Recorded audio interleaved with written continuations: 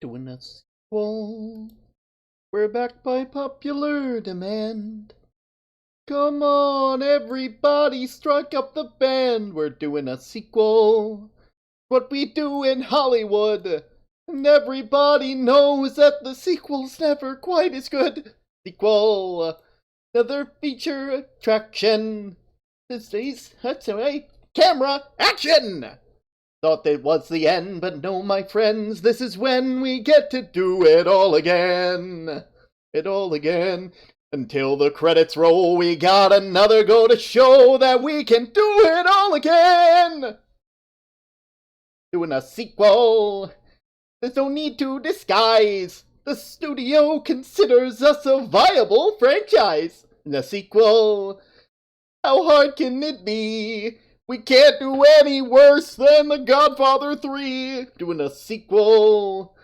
The studio wants more. While we wait for Tom Hanks to make Toy Story 4. Man, this is dated. The end, and no, my friends, this is when we get to do it all again. It all again. Until the credits roll, we've got another go to show that we can do it all again.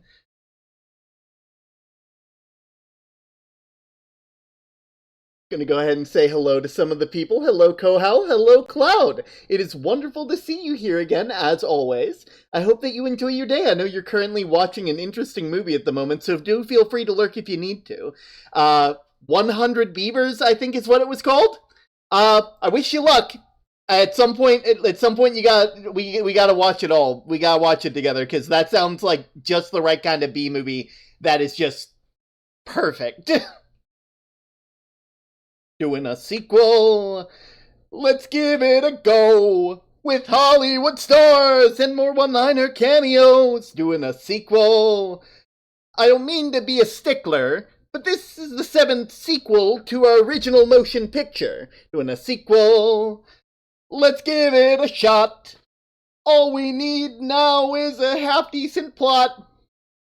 Got it. An epic love story between a very handsome, long-nosed purple thing and a beautiful chicken. Gonzo with the wind. Doesn't have any other ideas? But the Muppets back together again. Stop an evil oil baron from destroying the old studio. Fuzzy, did you even watch the last film? How about the fish out of water movies? Yeah, I'm not so sure about that, Lou.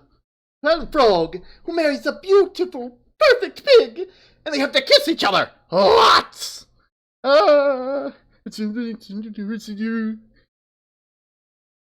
I don't think Americans watch subtitled films. How about a movie where you don't make a movie and we all get to go home early? Good grief. It's about a lonely dog, and one night he sees something he could never have seen, and he has to live with a terrible secret. That sounds a little dark, Ralph. Comment, how about the Muppets go on world tour? That's perfect! Thought this was the end, but no, my friends, this is when we get to do it all again! Until the credits roll, we've got another go to show that we can do it all again! We're doing a sequel. It's more of the same. Let's give it a name. How about the Muppets again? The Muppets again. The Muppets again.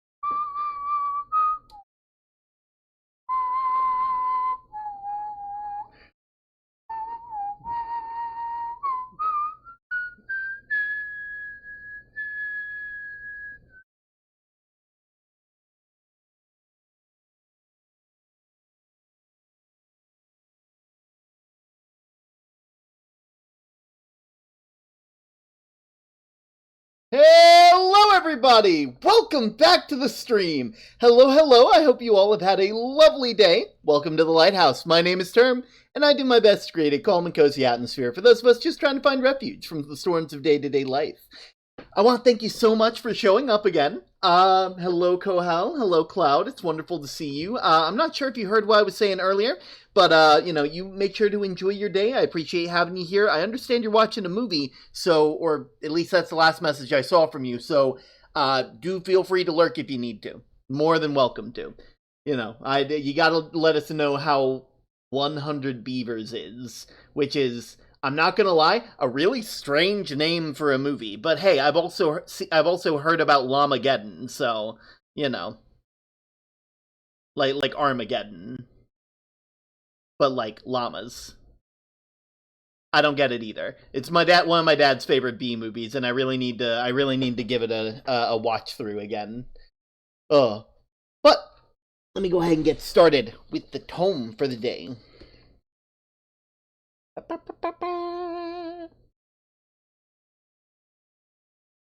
Has there ever been a moment for me where I have vowed something? Right around the time I started to get better after I had collapsed, about two... Actually, it's not 2 years ago. It's almost 3 to 4 at this point. God, time is weird. Basically, before I started streaming, I promised myself that I would never let myself get to the point that I did. I vowed that I would take care of myself, and I would do things that, I care about. I would do things that make me happy, that are my decision, that aren't because someone else wants me to.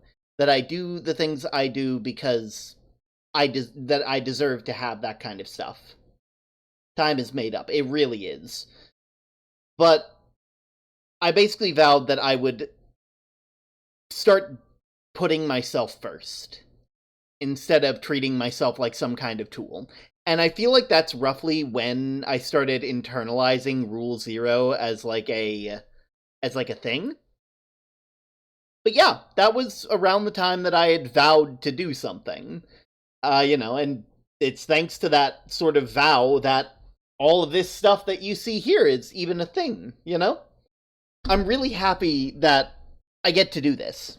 And the fact that there's a timeline where I never pursued this path is insane to me. Anyway, with that being said, how's everybody's days? Mine was pretty good. We got through with class. I have once again exceeded my professor's expectations to the point where I finished the work that he had planned for us, turned to look at him to get another section of work, and he just looked at me and just pointed his thumb at the door and is just like, "You're good. You can go. You're good. You can go to lunch early. I don't have anything else for you right now." Oh. I know it's getting close to the end of my lease, and I don't want to jinx it, but it is looking like we might be moving our recording setup to somewhere that's a bit bigger with more space to work with. And I'm very excited about that. I'm not gonna lie, like, I'm very, very excited about that. It's like, I'll make sure to take lots of pictures for you guys, and also, you guys will have a non-zero chance of actually hearing Mamalotl, and I could quite literally ask them if they want to say hi to chat, which is interesting, to say the least. I'll probably give you guys I'll probably have Mom say hi when later on, just because, not today, because they don't live with me today. Basically, the place we're moving to is bigger, but also we were looking at our bills and realized it would probably be cheaper to all be under the same house, all treated as, adults in separate, separate, like, parts of the lease, but, like, I think it's neat. Ever closer to the soft pebble. Ever closer. Ever closer. Ugh. It's gonna be nice. It's gonna be real nice. Ugh. But, as you guys could probably see, today, we are playing another visual novel. Now, this is another one that I got, I think I actually got in the Palestine Relief Bundle, which means that, it's probably gonna be really good. This is a game called Romace. It's an ace-centric romance novel. And I really can't wait to see how they do, because I'll be real, we don't see a lot of that. Ace experiences aren't really shown that much. But, that's why we're playing it now. We gotta show what we got. We gotta do stuff for Pride Month. And so, I'm gonna go ahead and open that up.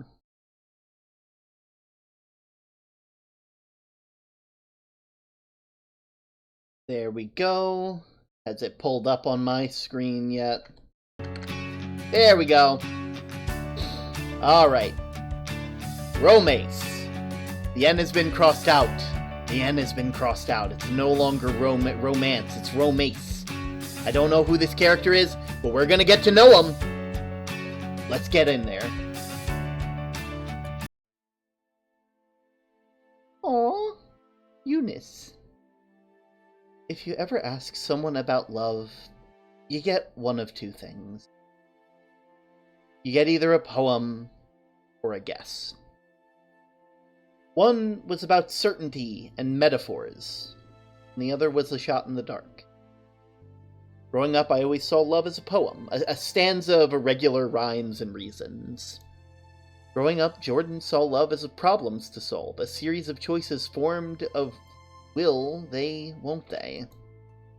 Others saw that as a poem. In reality, a string of random guesses.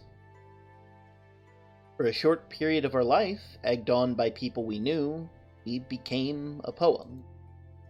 What was love, our friends asked us. It was us. Whatever we had, that was love, surely. Two best friends, two childhood friends. It was almost a given. We were 20 years old when we realized our answers had changed. Love was something marked with a curved squiggle instead of a dot. What was love? Us? We guessed? We were told it was love, but it never felt like love. So we did nothing. No one expected, let alone wanted us to do. What was love, our friends asked? Certainly not us, we said. And sent. Congratulations, Mr. Jordan Ramos. Now all of the Pinoy community knows you're single! Our families may never be asleep, but but the great community wall of friends, Tito's will spread it everywhere on Facebook. Also, they got a Nintendo Switch. Okay, those are just lines. I was like, can we see what games they have? Oh, got that. Looks like a Xbox of some sort. No PlayStation. Interesting. Sure, cheap cider tasted like crap, but who cares? Everything can become gold in the right circumstances. For this night only, Jesus himself transformed this cider into wine. Did you really have to make a Milan reference? As if I would ever miss the opportunity to... Wait, is Jordan still on his first can? Nice, that's flat now. I mean, if you want, I can let all of China know you're single, too. Shut up, you idiot. Ooh, yeah, that can is flat. I am surprised, though, that Jordan downed it all. God, that tastes horrible. That's on you for leaving it too long. Actually, it's your fault for getting the cheapest option. My shitty drink, so cheers for other drink. Okay, Jesus turned the wine into cheap cider. You were saying? Oh, shut up, I'm still finishing this drink. I'm just glad we have better taste in coffee than you do alcohol. I wouldn't have been a shit barista if I didn't. God, I can't believe we actually did it. Break up? I mean, yeah, now our phones are going to blow up. Couldn't help but laugh. Did he really mean that? You think having our messages blow up is a good thing? The idea of explaining why we broke up again and again won't be fun, but that's for future me to deal with. But right now, all I can think about is how we were the community's love team that you get from... I don't know how to pronounce that. Noi Teleseres. I probably butchered that. God, Bear is gonna hop into this stream and just be like, "Oh, you uncultured swine." I know it's not. I know it's not. That's not the language they're speaking. I know that much. I'm a because like that's not Spanish. Like I don't know. He just used to joke that we were the off-brand Kathniel, the Unidan. Everyone was rooting for us, and now it's all gone.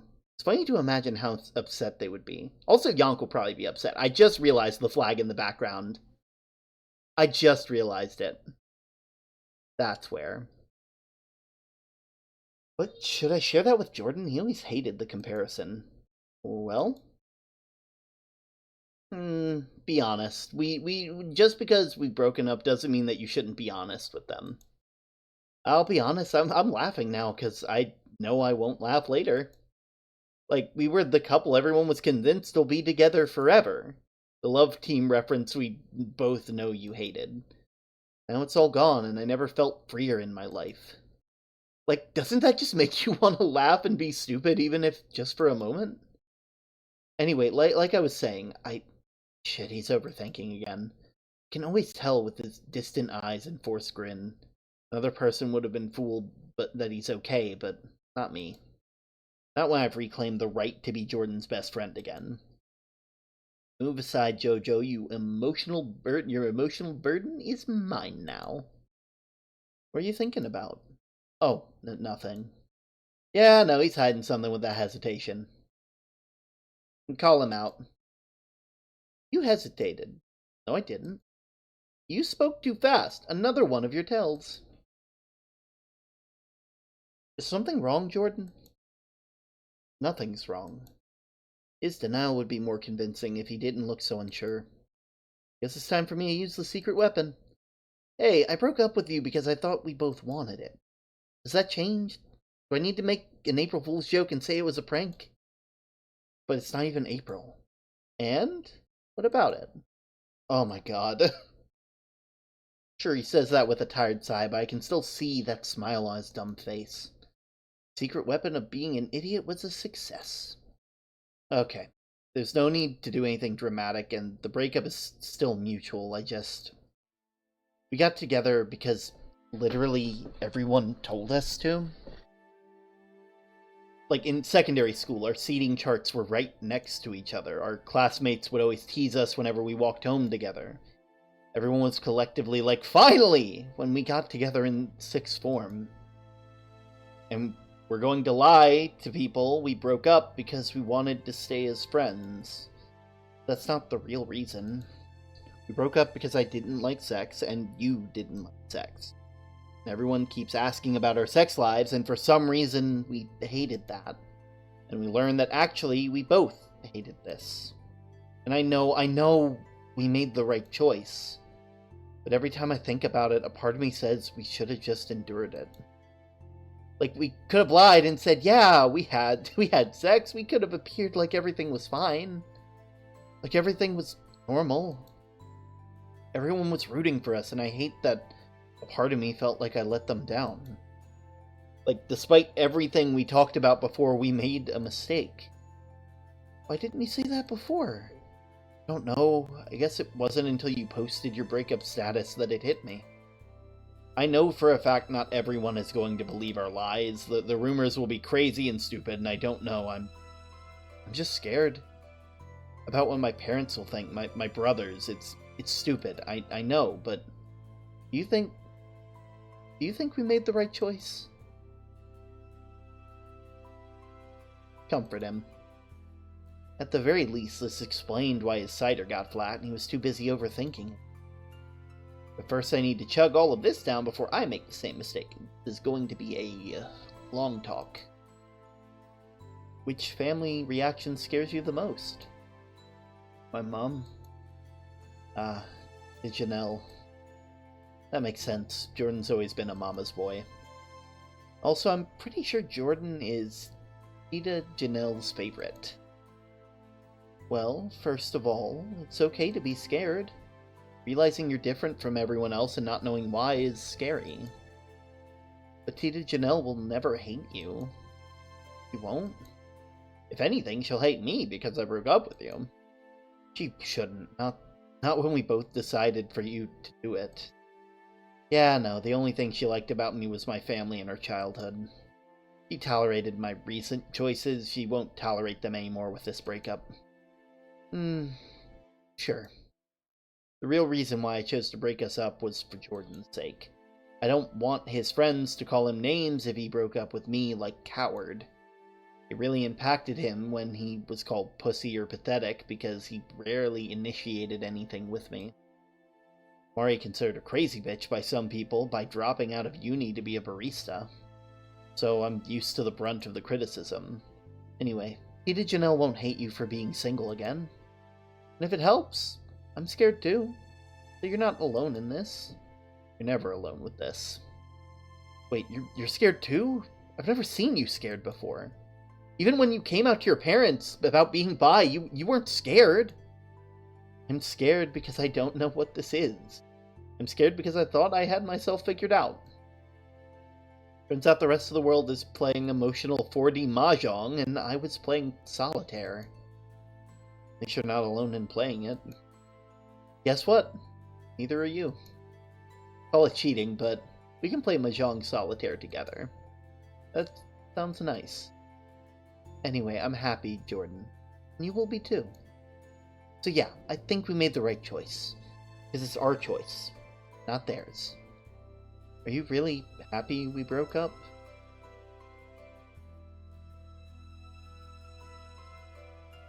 Ooh.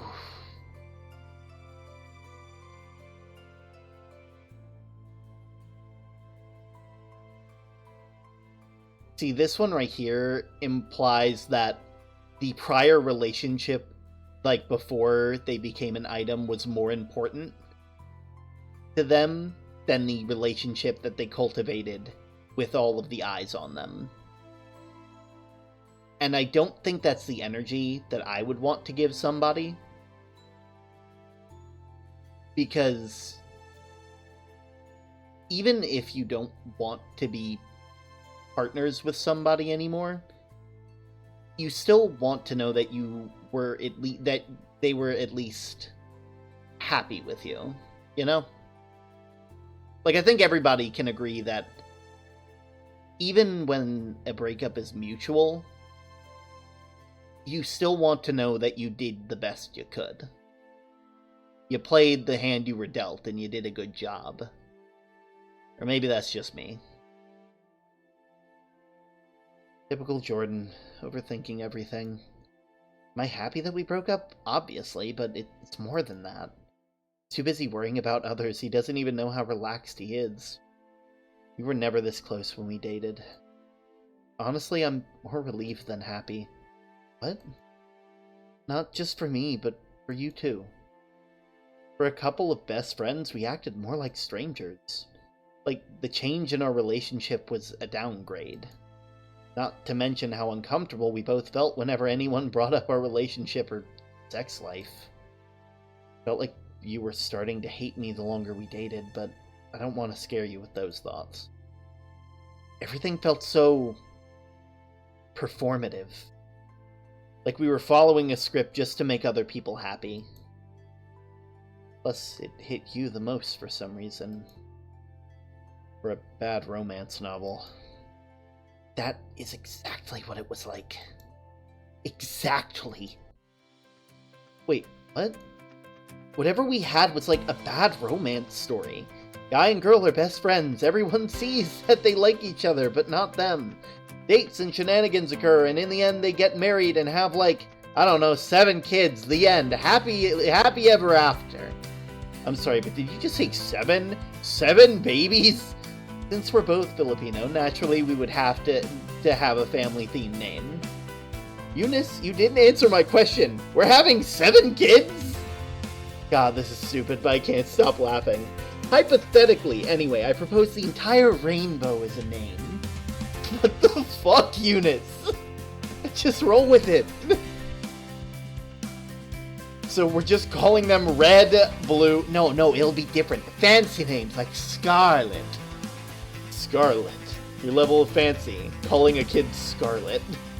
Or...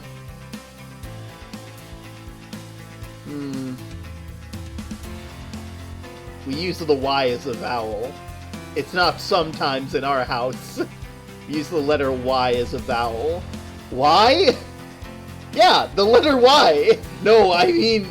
This is the worst. Why am I friends with you? You say that, but I know you're joining in. No, this is stupid. What kind of names can you have with Y as a vowel? Ocean with the Y? Like, O-C-Y-A-N? Oh, Cyan! You're not allowed to name anything in the future. I know I doubted, but how on earth did you miss the name Cyan?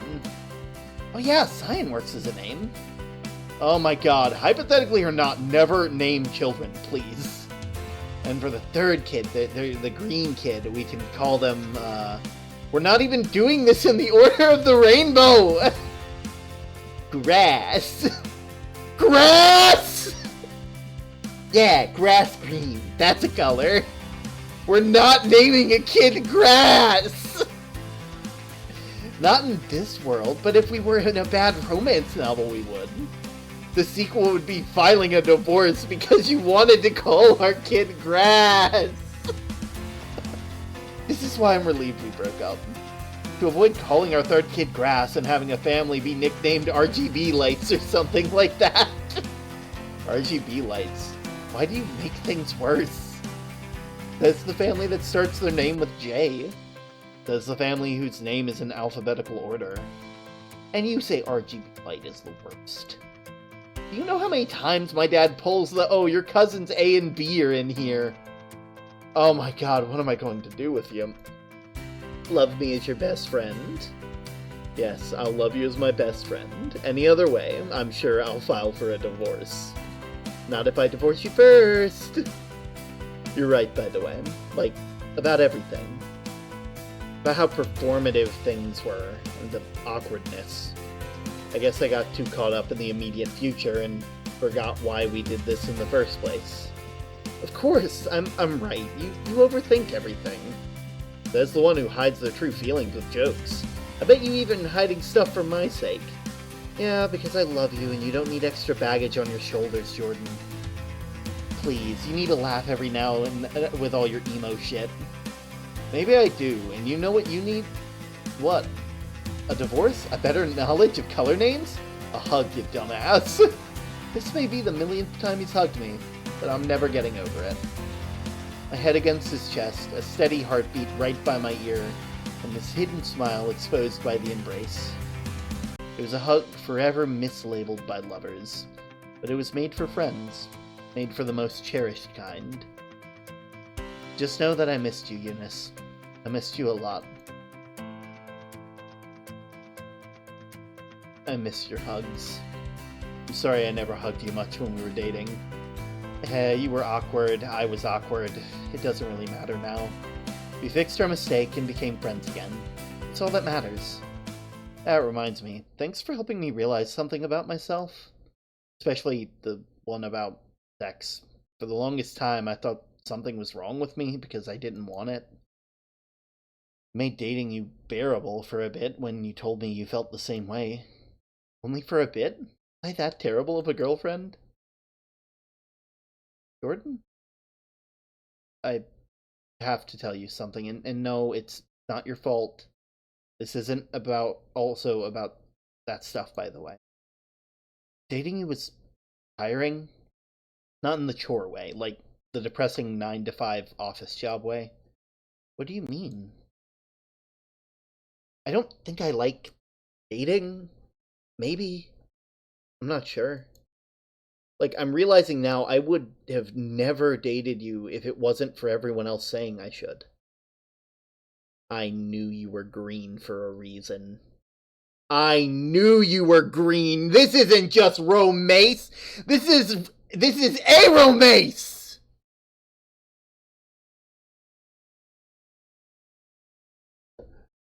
Like, I'm realizing now I'm not offended. After all, we broke up because dating didn't work for us. But did you ever think of me that way at all? I mean, I guess I did at one point. Maybe. I don't know. I know it didn't last, and I know they didn't want to tell you so that you didn't feel like shit. Now that we broke up, especially after our heart-to-heart, it felt easier to say it to you. Sorry, I don't know if I'm making sense. It's alright. We can take our time with this. I'm sure there's a word out there. Thanks, Eunice. Thanks for everything. Ring, ring, ring, ring, ring, ring, ring. 5 more minutes.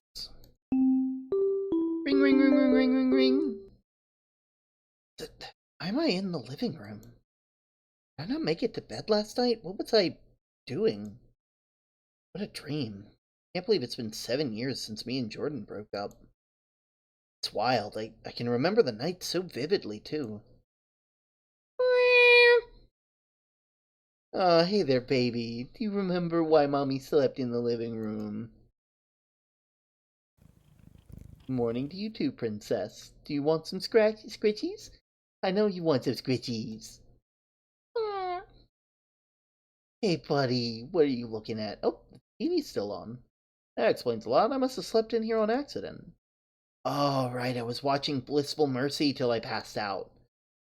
My back's aching. Baby, do you know where my phone was? Of course, Muffin knocked it off the table and the floor. Muffin. God, I hate how I can't get mad at you. Alright, fine. I won't tell you off, you little baby. Meow. On the bright side, at least it's not broken this time. Okay, baby. Get off me so I can get you your food. Alright, Eunice, time to get up. You got work to... and... oh, fuck my phone. I picked up the phone and thank God it's not broken. It has a good amount of battery left. First, let's put on some music. Alright, that should do for now.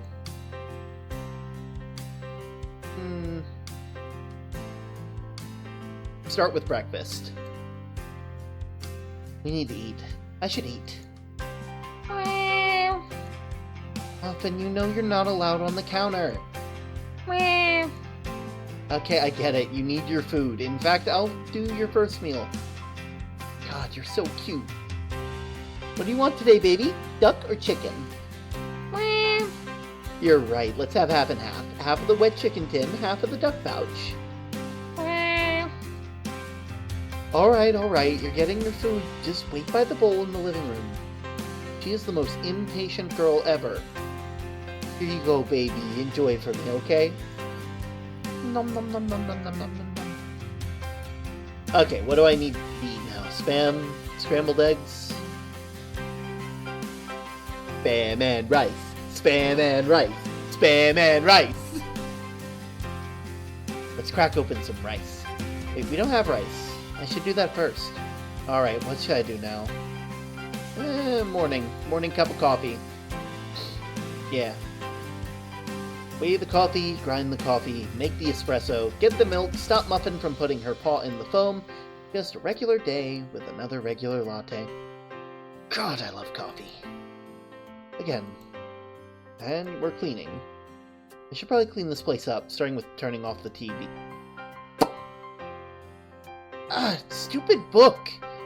What did I even stub my toe on? Oh, that's where Sienna and Lorelei was. How did it get here? Whatever, just put you back on the shelf before Muffin claws you out. Alright, what should I do now? Yeah, you've done everything you need to do now. Coffee done, living room's fairly clean, and breakfast is waiting for me. As they say in French, bon appetit. Why is Casey texting me at this time? Isn't she at work?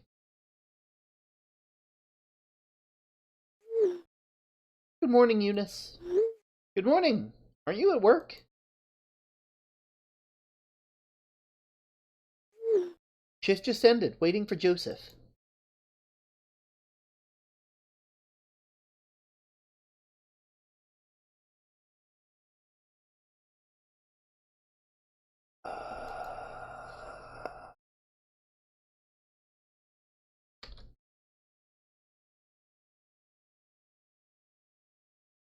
I'm supposed to do something? Oh, if I click inside, it doesn't do anything. I was like, I'm clicking? What am I doing wrong? Well, you caught me at breakfast. Lol, lol. Do you know why Jordan isn't coming to party? Isn't he abroad right now? No, I mean about the Christian party in a few months. Joseph told me. Casey, I love you, but what are you talking about? What the hell is going on? Also, how did Joseph learn something about Jordan before I did? I know they're brothers, but I'm closer to Jordan than Joseph is. And what did Joseph say? I don't know, can't remember. Couldn't hear over the hospital noise. Well, get some rest. Night shift is always the worst. Okay. Nice, Jordan. What happened to you in order to overthink this much? I know avoiding certain family members was something you picked up from me over the years. What does Christian have to do with this? Sure, he's Joseph and Casey's kid. But he's literally 2 years old. Find out you were Arrow Ace? I know you're skittish coming out to your brothers about that. Isn't that why you're avoiding him and your nephew in the process? Take care of yourself, honey. Take care of yourself first. As much as I worry about Jordan, I need to eat. Is that Casey again? Oh, never mind, it's Jordan. Hey, are you busy right now? Nope, good morning. It's afternoon right now in Singapore. I have to secure a business deal for the company. But good morning, Eunice. Anyway, I don't want to take up too much of your time, but I won't be going to Tristan's party in a couple of months. I'll be honest, Jordan, I already knew. Casey told me, and she heard it from Joseph. I was actually going to ask you about it after breakfast. Ah! Are you mad? I'm more worried than mad. Are you doing okay? It's a long story, but TLDR, I'm avoiding my family right now. Long enough to skip a 3-year-old's birthday? Yeah, it's that bad. Wanna talk about it? It's a conversation that's best in person. Alright, do you want me to lie to them? What do you mean? If they're asking me why you're not coming, you know, Casey will want an answer. Just tell them I have a business trip. I don't have one, but I can get one for that time. Sure. Anyway, do you want some serotonin? Muffin flavored? Yes, please. Tell her I love her. Tell her yourself by coming over. I'm abroad right now. Then swim. I'm serious though. Come over when you can. We can even watch one of your K-dramas, and we can deal with whatever this is. Alright. Love you, Eunice. Love you too, Jordan. Christ, I am definitely leaving that to future me. Right now, I need to eat, and then head to work. I will deal with Jordan later. Oh, look at that outfit. That is adorable. I love that. I love that little, it's like almost like a, got like a little Laurel sort of thing going on. Let's see, you guys got cupcakes and regular cakes and paninis and all the different cups. It looks like some kind of bar. Damn, your chip tip. Actually, wait, you just hopped in. I know what you're doing. You're adding bait to the pot. Okay, you know what? Kudos. Good job. Good idea. Lavender Cafe, my beloved. You're not only my first gig, but I'm pretty sure you're my best. There is a reason I stayed at this place for almost 3 years. Eunice, just in time! Oh, great, I'm opening with Sarah. Sure, we get along when things are busy, but God, can she be annoying when things are quiet. Hey, Sarah, let's get things started, shall we? Sure thing, I'll just turn the sign to open. Here comes the early morning birds. An hour or so later, most of the people left, leaving us in an empty store. Which was weird, since we're often busy in these hours. That's the last one for a while, I think. Looks like it's going to be a quiet morning today. Most of the orders are to go, too. Which means Sarah can't chat up customers to waste time. But hey, quiet times mean gossip time. Please don't tell me about your boyfriend. I had such a great news to share about Davy. Me and Davy are going to move in together. That's...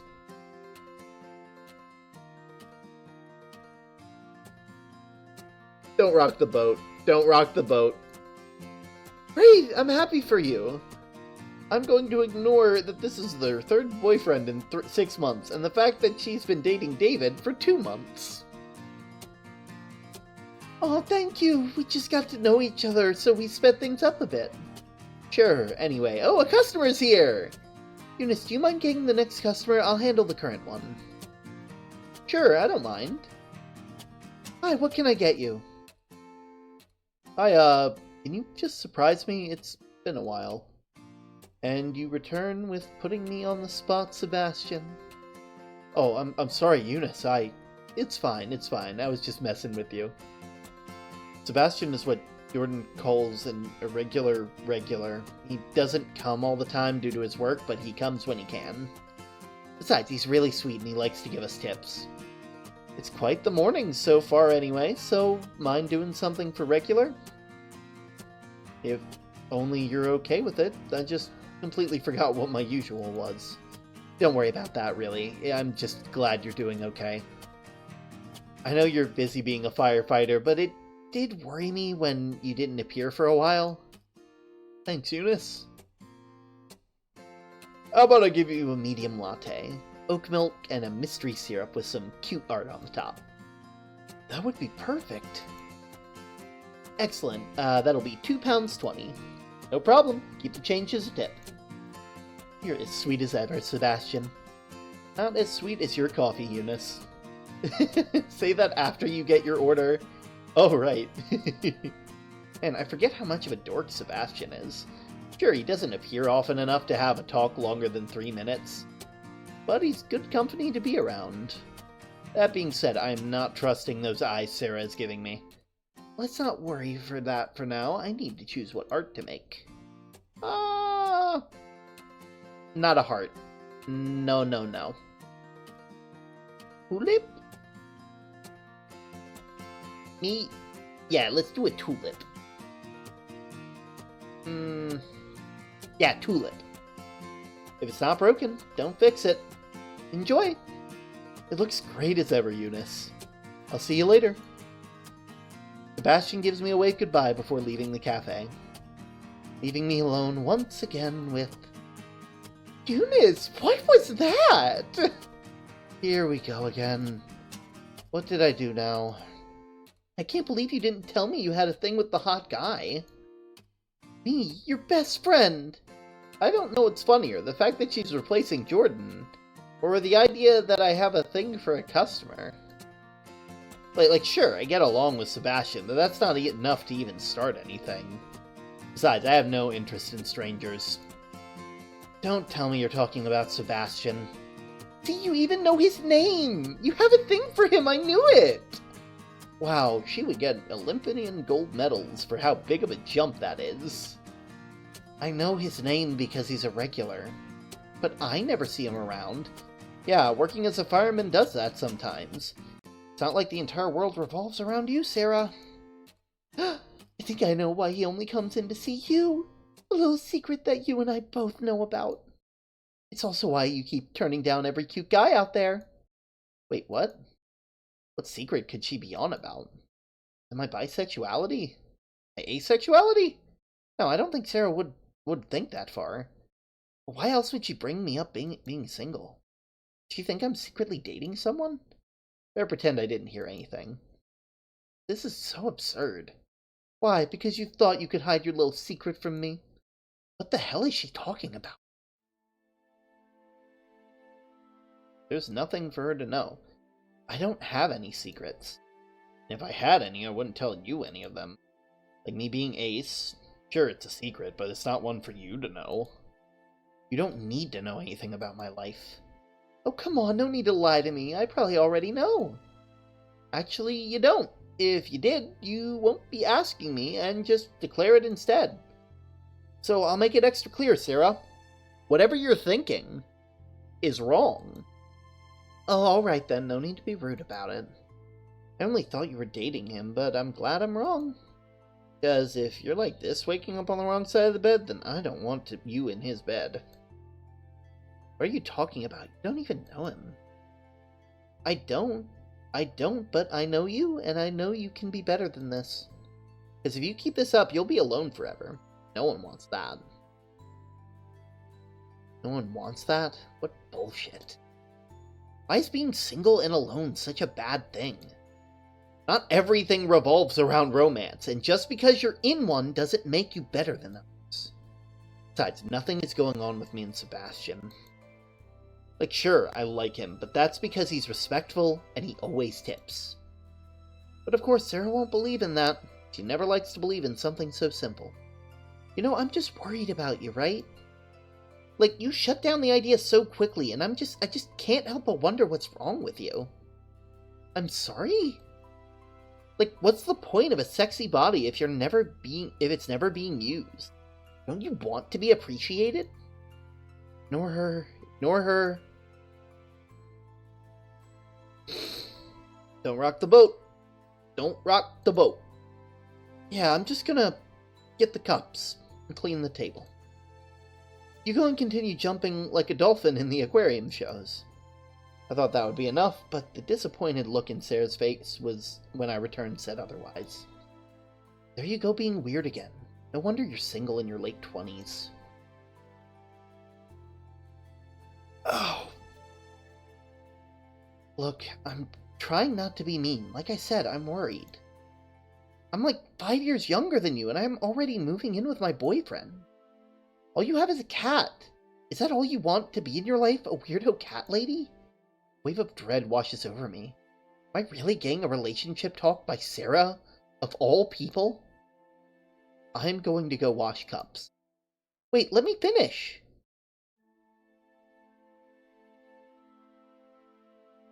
Shut it down. They are prying too much. I would normally, the past 2 times I've said not rock the boat, but they are refusing to do so. So, match energy. Absolutely not. Whatever you're going to say, I don't want to hear it, but thanks. Alright, fine. I won't help you get laid or anything. Good. I don't want to get laid. But I just want you to know that you can tell me anything. Alright? No judgment, no blame. Anything goes. If I even try? Do you even know what I'm talking about? If I say the most basic things, like how I don't like sex, will you think it's weird? Are you going to say anything?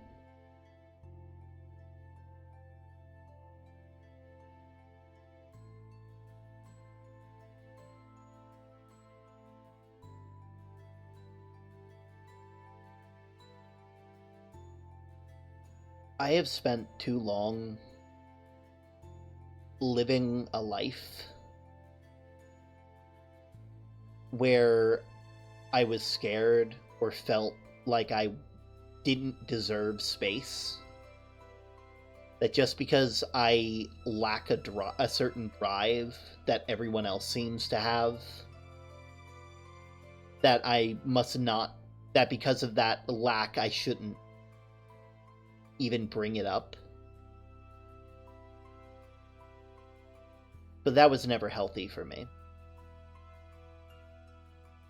I think it only makes sense to come out. I want everybody to know. I am not saying that you should come out to your coworkers.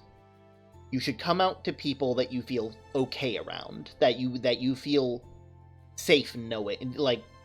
And I'll be real, I may not like the energy this person is giving, but I also know that it doesn't seem like they're the type that would, you know. I feel like them getting an answer will shut things down a lot faster. And I would much rather be myself than hide out of fear of rocking the boat. Sarah's judgmental, but I know she doesn't mean things in bad faith. Maybe she could be fine with it. Maybe she might not get it, but respect it. Maybe she could realize that while she didn't mean it, all of her comments before were rude and hurtful. She's so in love with the relationship and romance, she might be personally attacked or offended. She might not get it and be rude about it. She might try to say asexuality doesn't exist. There's so many ways for this to go wrong. You can trust me, Eunice. I don't know if there really isn't anything for me to say. I don't want to risk making my workplace awkward. Besides, coming out as ace is different than saying I'm bi. Every time I try, I always get questioned, and most of the time, people don't like the answers. Jordan says to try, and to tough it out, have some hope, or whatever, that the next time will always be kinder. You only develop tough skin by being in pain, and I'm tired of being called broken. Well, I'm always here for you. Sure, I don't get why you're not getting a man, but I'll be here whenever you want to try. Okay, girl? Thanks. Anyways, I'm gonna go take a break first, if that's alright. Yeah, sure. Go on your break. I'll be fine.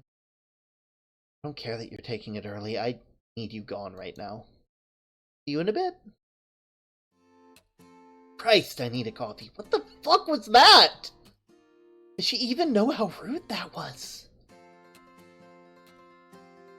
Make a cortado. Let's treat myself. Something quick, but Jordan's fave, the cortado. And you know what? I'm giving myself the heart latte art too. Have some self-love. Cortado done? Tastes good as ever. That's good to know. Oh my god, Helena! He scared me! Oh, I'm sorry, I didn't mean to. No, you're fine. It's just today's been quiet. I forgot we were still open. The whole Sarah ordeal from earlier probably didn't help too. But this is on me for not noticing a customer come in. Do you want your usual? Yes, please. Also, don't worry about not noticing. It looks like you needed a minute. Oh, you, saw that? I saw you making coffee with a stressed face. Looked nice. The coffee, I mean, not your stressed, Oh my god, look at you. So, this person right here, I want to say, is one of the love interests. It just makes sense. I'm not sure about Samuel. Because Samuel could just be a one-off person. But also, they very well could be, you know. There's two silhouettes in the page. I'm not sure how I feel about this around your neck. This little cross here. You are more than welcome to worship as you wish. But I just hope that doesn't lead to issues, because if it does, you're getting dropped. I'm sorry. It's okay. All that means is that we're even now, right? I mess up, you mess up, and we become fools together. That doesn't sound so bad, does it? No, it doesn't. Now let's get your usual order, shall we? I began to move around, making Helena's regular drink. As a treat, and because we had time, I give her an octopus latte. Medium caramel latte to go, and a chocolate brioche. Altogether, that should be £4.30.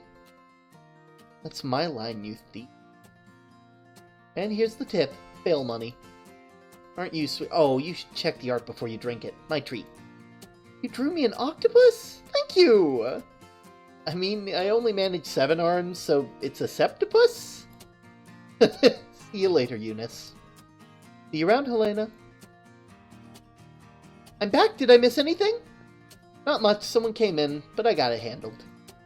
That's great. Do you want to take a quick break before the lunch rush comes? More time away from Sarah? I wouldn't say no to that. Yeah, sure. I'll be back in 10. Beep. Huh? Who's texting me now? Oh, it's the group chat. I have time in my break. Let's see what Casey and Michelle are up to. But wasn't Casey asleep? She was coming back from a night shift. Also, I'm pretty sure Michelle is at her shift at the hospital. The G in God stands for girl help.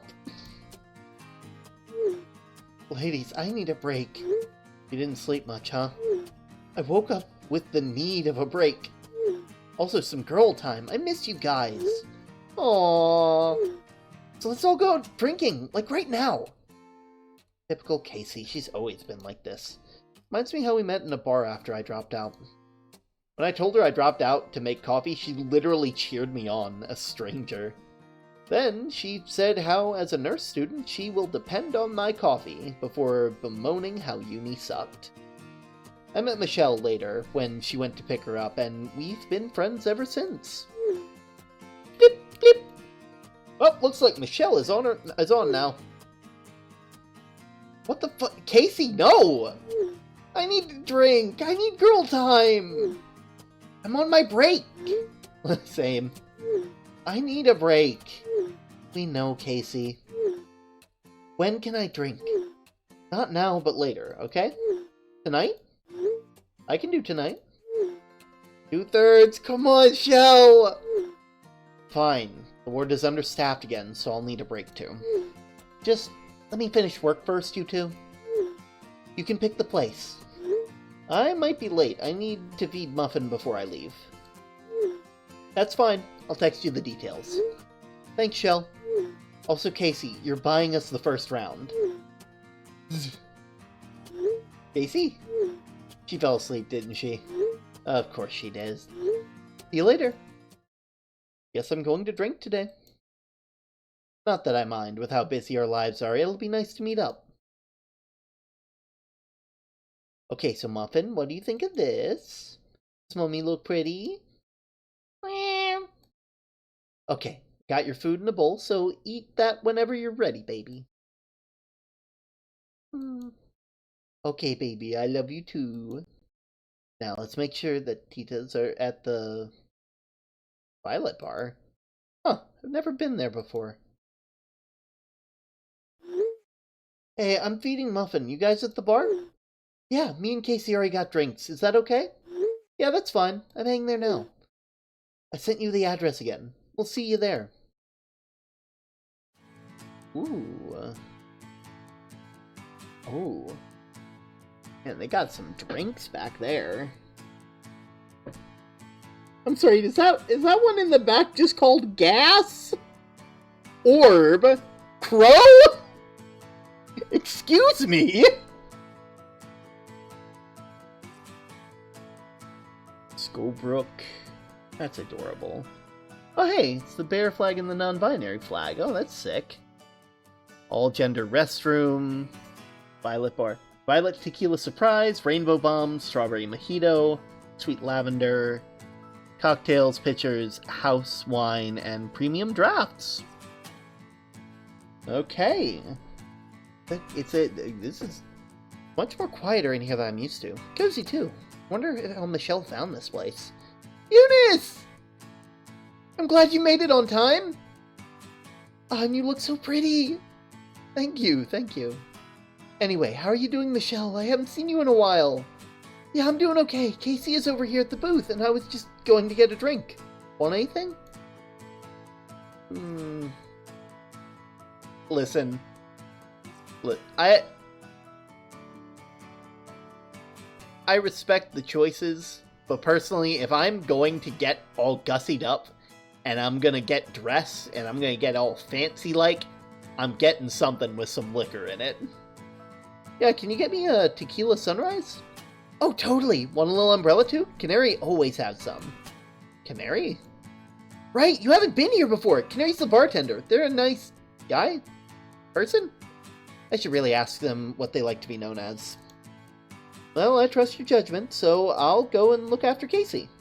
Yeah, just a heads up, she was ranting about Jordan earlier. Yeah, that makes sense. Well, that's good to know. Eunice! What's up? What took you so long, babes? Babes? How much have you been drinking? Good to know that kept her own word. That she kept her own word at getting a break. Oh, you know, only a few drinks. But enough about me, I'll be fine. I want to talk about you, babes! What are you doing? What is your life? Let me get a drink first before answering the hard-hitting questions. Oh, right, Shell is... I know, Shell is already getting me a drink. Oh, good, you met her already. Well, someone has to babysit you. I'm a lightweight, not a child. That's Tristan's job. That reminds me, how is Tristan? I'm assuming Joseph is looking after him? Yep, he's a sweet man, my husband. Better not let Jordan hear that. And your son?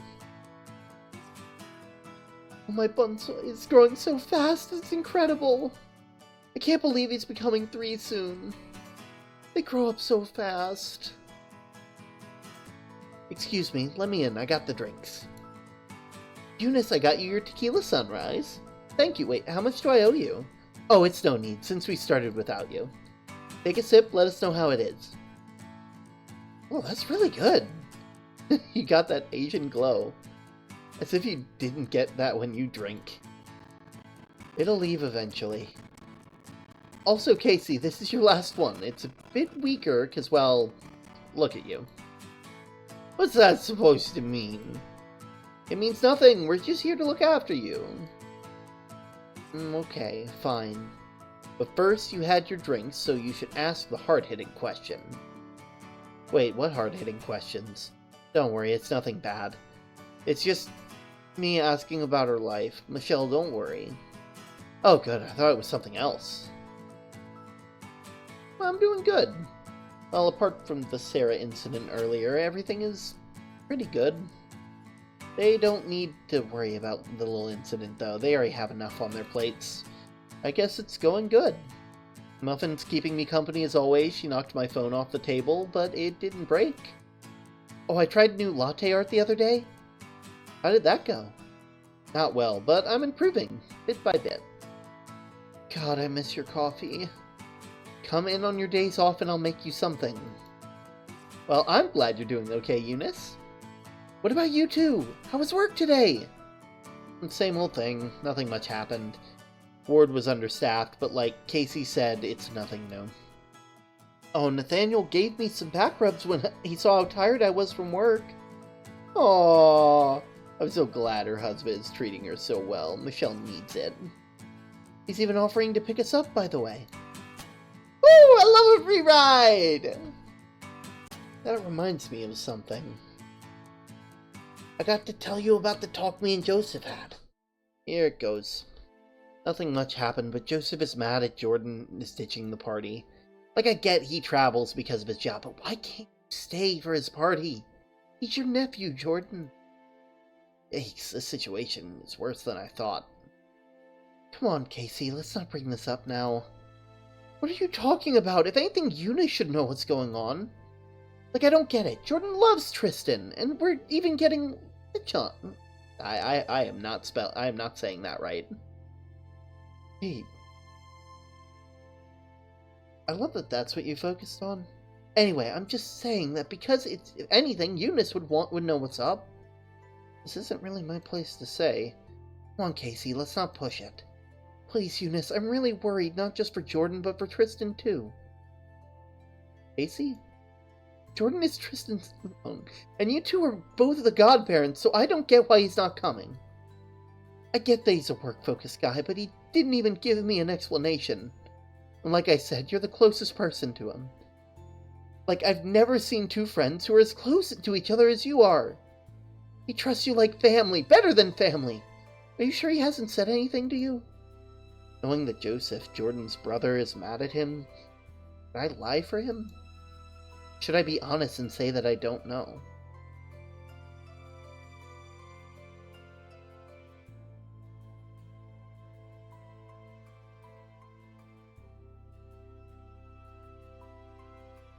So they haven't come out to their family, from what I understand.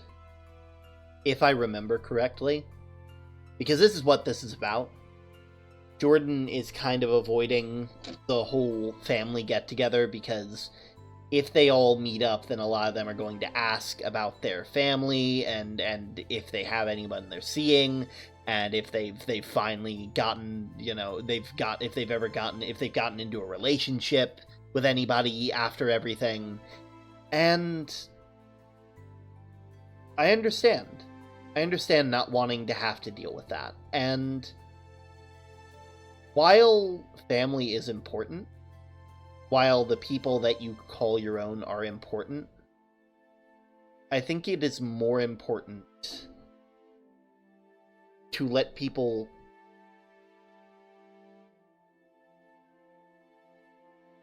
it is more important for people to come out on their own terms, you know?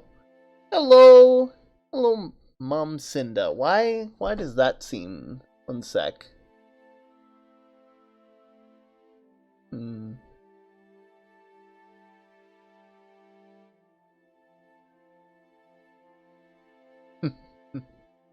Well, it is wonderful to see you. There we go. I hope you're having a lovely day. We're currently playing some Romace. Sorry, Brain saw the name and I thought I recognized it, but I don't think I have. I was just checking real quick. But yeah, we're currently playing some Romace.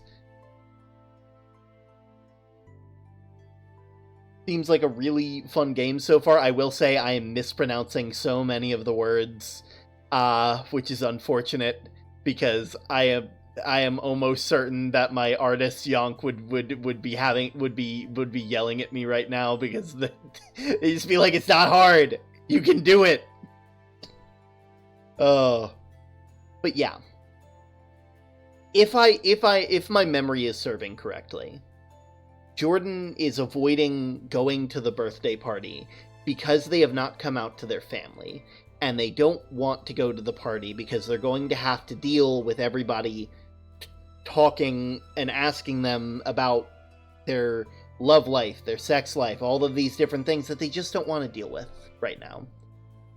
And I am one of Ink's friends. I joined stream last time she that explains it. I was wondering, I knew I recognized you from somewhere. It just took that. Well, it's wonderful to see you here again. I hope that you're having a lovely day. But yeah, Jordan asked us to lie. And I would say that trust is more important. Because while, yes, these are our friends, very good friends for that matter, I don't think it's our responsibility to talk about Jordan. You know? Actually, I got told he's going out of the country for a client. Seriously? Isn't he still in Singapore? You know how good he is at his job? Well, that's bullshit. At least they were nice enough to warn him in advance. I guess.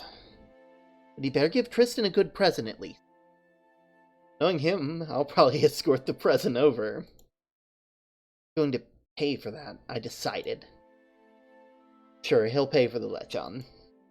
That's a reasonable punishment for not coming to a party. I know Jordan has the money for it.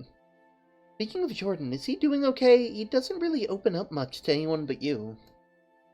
Yeah, he's fine. Why? Well, you didn't hear it from me, but... Oh, yikes, more rumors. I heard that he got in a fight with his family? Something to do with the kids? Wait, what? Oh yeah, Joseph told me about that. You think he knocked a girl up? No! Absolutely not! Wait, what? Maybe, like, I heard that they made Tita Chanel cry. Hold on, Jordan? Infamous mama's boy Jordan Ramos? Making his mother cry?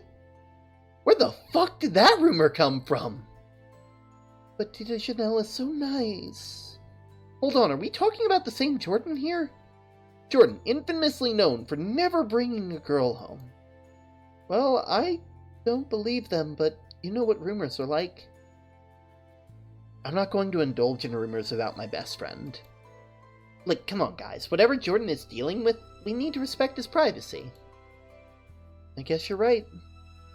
Anyways, I'll set the record straight as his closet friend. That's supposed to be closest? His closet seems like a... It seems like a, what's it called? Seems like a Freudian slip. No, I don't think he'll be a father anytime soon, and before you ask, he's not going to be getting into relationships either. Okay, but what about you? Oh, no! No! They pulled the Uno reverse, no! What about me? Yeah, are you looking for anyone? They're your friends. You can answer them honestly. This isn't like Sarah. This isn't like Sarah, where they were, or what's it, Sasha? I don't know. They were very, where I didn't want to tell them until after. These people you can trust. These people care about you, and not only that, there's a good chance that if you come out to them, when Jordan eventually comes out, it'll be easier. Not that you're coming out for Jordan. Oh, we got a tome. Before we get to that, not that you're coming out for Jordan, but that you are coming out to these people not just as a favor to yourself, but a favor to your community. Because the more people that come out, the more normalized it becomes, and the more likely people are to believe you when you say it, instead of trying to claim that you just haven't met the right one, or that someone can fix you. Ugh.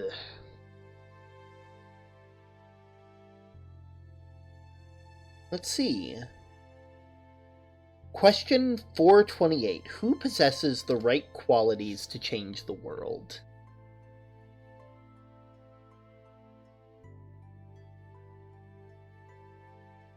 I think humans, as a group of people, are a lot more powerful than we give ourselves credit for. And we're already pretty powerful. We've done a lot of things to physically change the world. But all it takes is one light. One voice reaching out from the dark. One action to ripple outward. I fully believe that so long as people are doing their part, things will be okay. Things will work out the way they need to. It just gets hard to realize. It just gets hard to see your part when you're focused on the big part. Rain is killing the Wi-Fi. Ooh, God, I hate it when Rain treats me like that. It is honestly the absolute worst. Like, weather down here, especially during the spring, it's like tornado season. So like, well, it's not tornado season now, but like, we always have to deal with this kind of shit all the time, and it's just, ugh. You know. I do hope the rain clears up for you though, because, you know.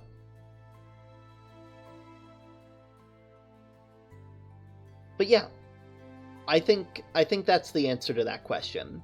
And just like that, this one action that we're about to take, I think, has good consequences. Answer honestly. Despite their tendency to listen to rumors, they're good people. Sure, they don't know I'm Ace, but they're always there for me post-breakups. And at the very least, they know I don't like being forced into things. Also, there's some things I can't share with Jordan since I don't want him to worry. I'm not really looking for anybody at the moment. Sure, a relationship would be nice, but I'm fine being with myself. Been pouring all day. Ooh. Besides, being asexual limits my options. I don't mind being single, by the way. I love my life with just me and Muffin, but... Oh, I'm happy for you, Eunice! Also, can we have a picture of Muffin?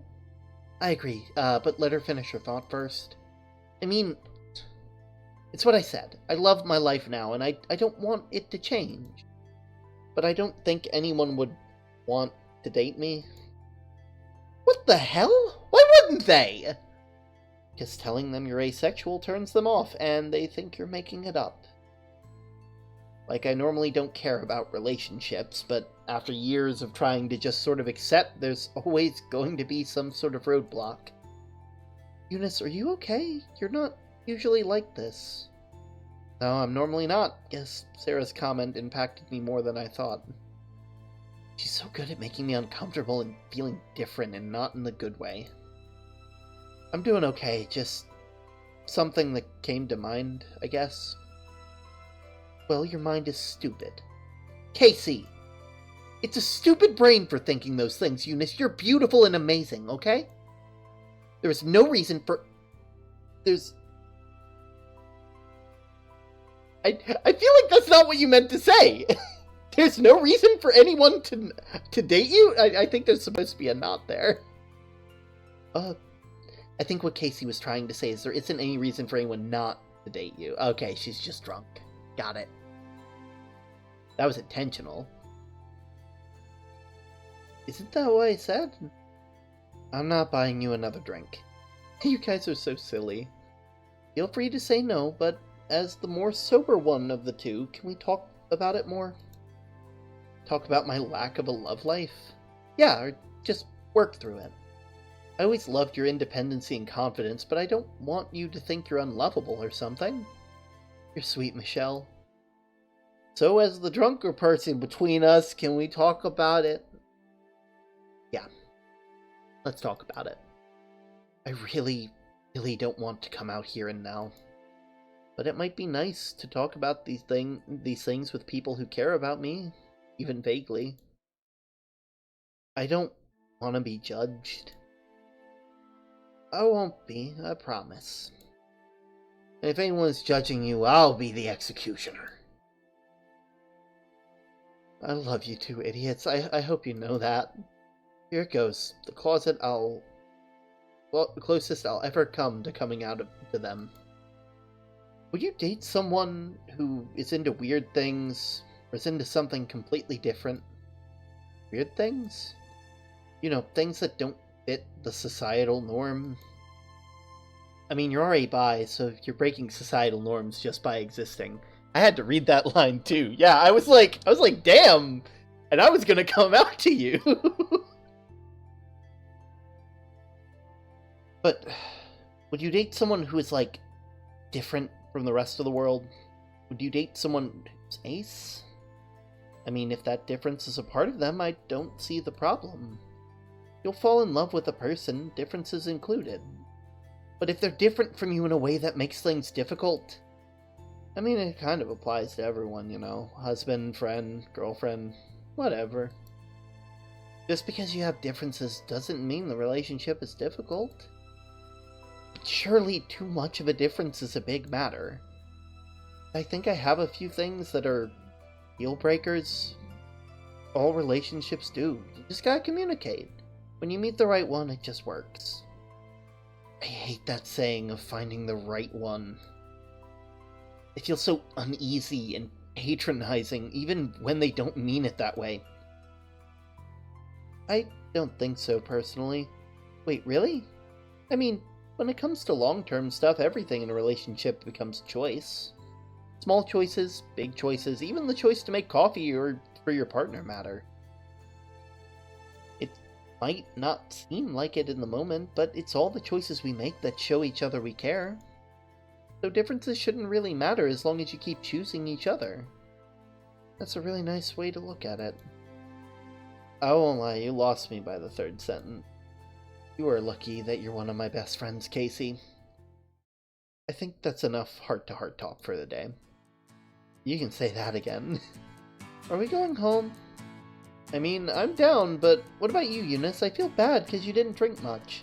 It's fine. I told you I was going to be late anyway. Besides, I was here mostly for your company. You're both busy nurses, so anytime I can get with you two, I'll treasure. Aww, you're so sweet, Eunice. Why don't you get yourself a drink? We can wait. You sure?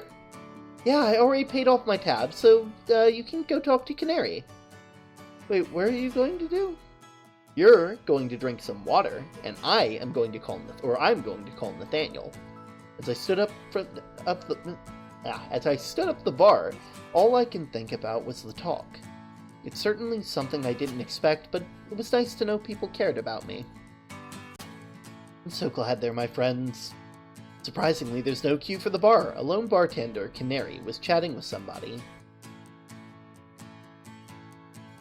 Look at you!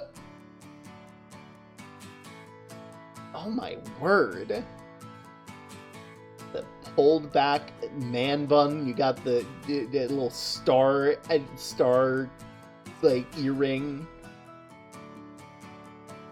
Your nails are painted the non-binary flag, which we absolutely adore. Mary looked up and left their regular waiting for me. You're a new face. Do you say that to every new person that comes in? Only in the hopes you become a regular. My name is Canary, and welcome to the Violet Bar. Thanks. Michelle had some good things to say about you. I'm glad to have such a loyal customer. Now, what can I get for you?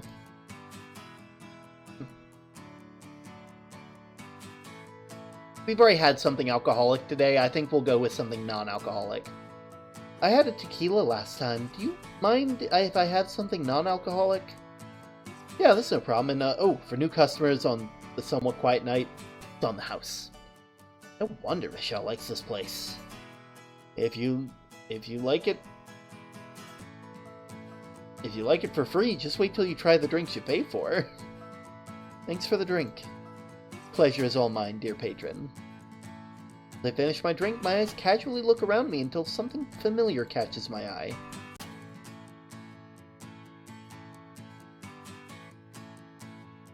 Oh, this is where we get to choose! Guy or girl, guy or girl, guy or girl.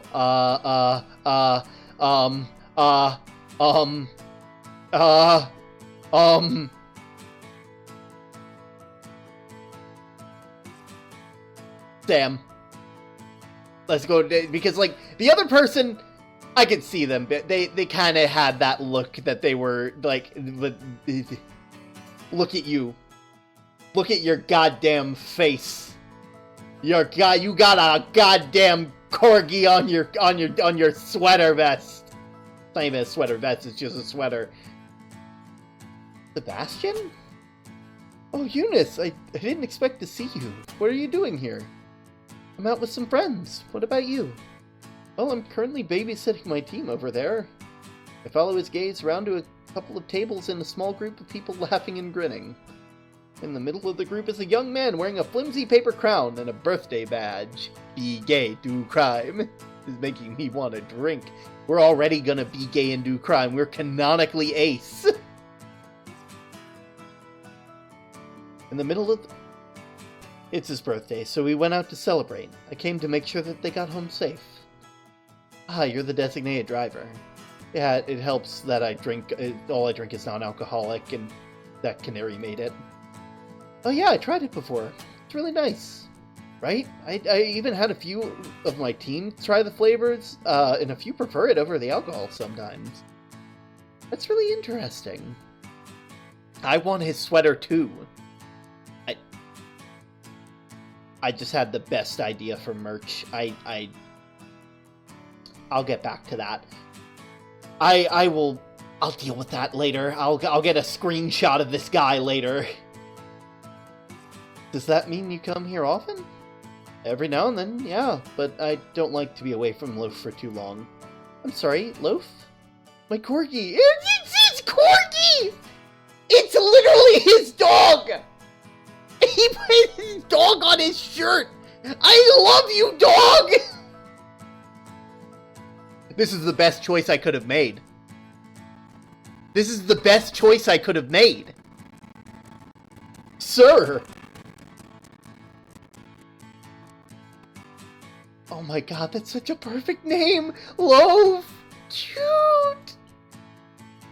Oh my god, I have a cat named Muffin! No way! That's really cool! Do you mind if I, see a picture of her? I could never pass up an opportunity to show off Muffin. Sure looking cute. Thankfully, I know the picture and it's rightfully my lock screen. It's a picture of Muffin in a cute angel cosplay inspired by one of my favorite shows. Except it was caught mid-fall from the cat tower and her face was so cute and funny. The premise was about the new angel named Adri who has to defend purgatory souls who want to... There's no way that this is a has-been hotel reference. How... When was this game made? It's a really cool twist. Oh, never mind. It's a lawyer's show. Okay, I had to... Okay. This is Muffin, an angel for Halloween. She looks really silly here, but I love her. The costume was for a convention, but I really don't want to deal with any judgment right now. Wait, is that from Blissful Misery? Is Muffin dressed as Adri? Wait, you watch Blissful Misery? I love Blissful Misery. It's one of my favorite shows ever. I even dressed Loaf as Dev. You dressed Loaf up as Devi? Devi, the hot demon who was Adri's co-worker turned nemesis after he fell from heaven? I know he's a scumbag, but number one, he's a great villain. Number two, he's a really hot villain. Yeah, deep. Listen, angels are all well and good, but, yeah. Okay, you have a point. His outfit each season are certainly a sight. I love to hate him, but he's one of my favorite looking fictional men out there. Right, but also, have you seen him outside of his suit? The lava scene? Oh my god, the lava scene, how could I forget? Sure, I'm Ace, but I do have eyes, and damn, he was very attractive in that body paint and fake lava. He's a keeper. He's a nerd. Probably a himbo. Look at his build. Man's got a dad bod. You're perfect. Perfect. In every mention of the word. Though some fans thought that his shirt should have stayed off, and he looked better with that burnt shirt. He does look great, I agree, but I prefer Adri over Devi. In terms of looks, in terms of everything, especially your fashion choices, the way her looks evolved over the latest season to outplay Devi is swoon-worthy. If he's going to ask why I'm blushing, I am blaming the Asian glow again. But it's not my fault that they made her so damn attractive doing, well, anything. Now I need to see this anime for research purposes.